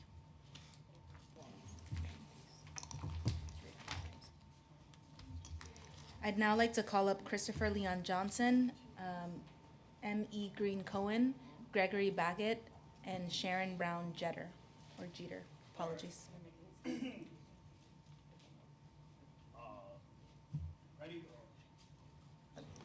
You may proceed when ready. All right, I'm ready now. Hi, my name is Christopher Leon Johnson, the record, and I support my boy Theo Chino with his fight against UHAB. It's a real corrupt nonprofit. I used to work in one of their buildings on Harlem, right in Sean Abreu's district, borderline Sean Abreu. I think it's now Yusuf Salam district in 115th area, the hundreds area. And yeah, it's really dirty. Those buildings are really dirty and really dirty and really nasty. It's not good for anybody to live in. This is like this stuff with third-party transfer. Anytime they like these nonprofits saying like this is going to benefit the tenants, it's never going to benefit the little person. It's never going to benefit these people here and the lady back there. It's only going to benefit these nonprofits. One thing I want to say is to tell people like Theo and all the people that's fighting against this stuff is that you gotta be careful of the people that act like they fighting for you. I'm not talking about you, Theo. I'm talking about like people like this little fat, Little Wayne looking Marquise Jenkins. Let's keep our remarks. No personal attacks here. I understand. So like Marquise Jenkins, the district leader of the 74th district, who is under Colin Rivera's thumb and who act like he's fighting for us and everybody else with RAPPH, and he's not. Rivera takes money from developers. How do you have a person that leads an organization that's so-called fighting against the issue that is down with an elected official named Carly Rivera, who is a YIMBY, who is hell-bent on selling out Lower East Side to the developers? And everybody know about Carly Rivera. So I tell people this, people gotta be careful of these organizations like RPPH and these so-called community land trust organizations that is in pocket with these developers and in pocket with revenue to lead you guys astray. People got to start waking up to see like who leading these stuff, who's on the board, who's the lead organizer. who's who, because they and the thing is, these elected officials, I'm not saying that you, Parina, you don't be with them, but like people like Sandy Nurse who are scared of these organizations because all she cares about is keeping her next term and making sure her people get their terms in office. And this is a big issue. A lot of elected officials, they're scared of these community land trust organizations. They shouldn't be. These community land trust organizations, they down with this stuff because they're reaping the rewards out of this. All this stuff is about keep these nonprofits in richer, and that's all it's about. And it's not just UHABs, it's the other nonprofits that's under the Working Families Party and the New York City DSA. They're reaping the rewards out of this stuff too because they're part of this thing.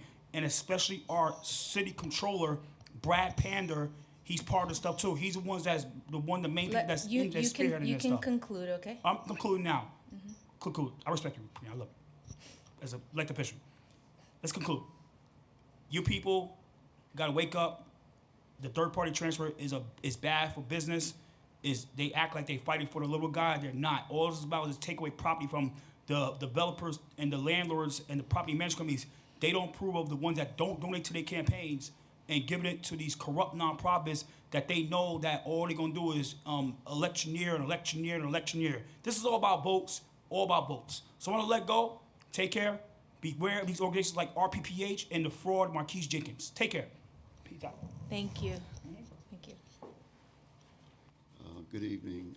Gregory Baggett from the Eiffel at Randolph Square Neighborhood Alliance, and I'm a consultant and principal with the New York Council for Housing Development Fund Corporations. Just want to say it's a little disheartening to, after over 50 years of listening to stuff about HDFCs, to still hear mostly stories about failing HDFCs when the vast majority of the buildings are doing well. I want to testify that the third-party transfer program has successfully preserved home ownership since its inception and has created home ownership opportunities from previously failing rental properties. Moreover, most TPT converted HDFC cooperatives often outperform those from the TIL program, despite fewer opportunities for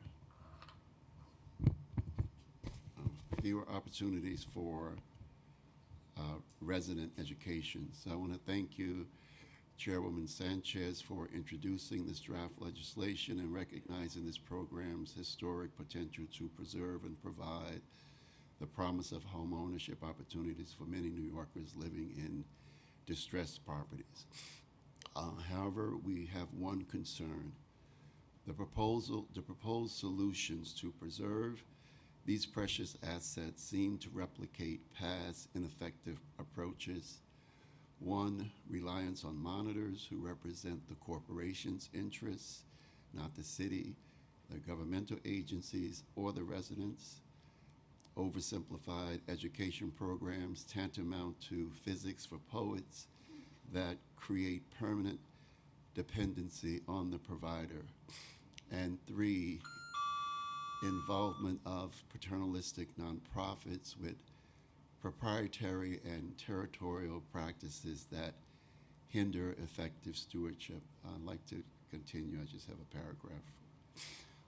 These approaches have proven inadequate in the past. We need innovative solutions that treat the management of these scarce assets as the businesses that they are, while supporting the residents and boards to whom these assets provide shelter with equity and empathy. We urge you to consider establishing an asset management trust with expanded authority over the capital budget of these corporations, implemented mandatory tailored business education, engaging neutral business experts for unbiased direction and insight, and lastly, converting corporations at risk to nonprofit HDFCs that's part of the community management program, or community land trust HDFCs.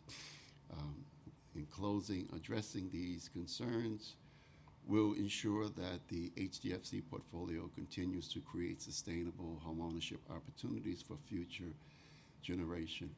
And one last point, I wanted to make a pitch for Intro 0958 to create home ownership opportunities for persons earning 70 to 165% AMI.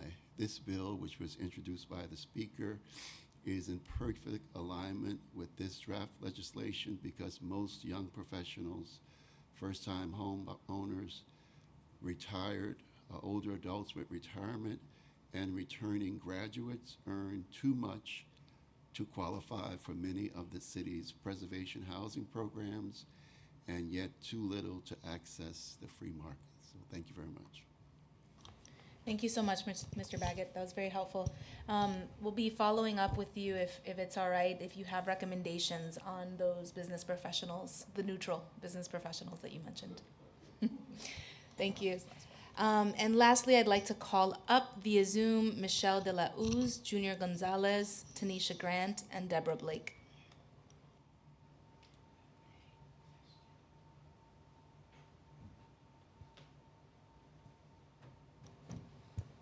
Okay.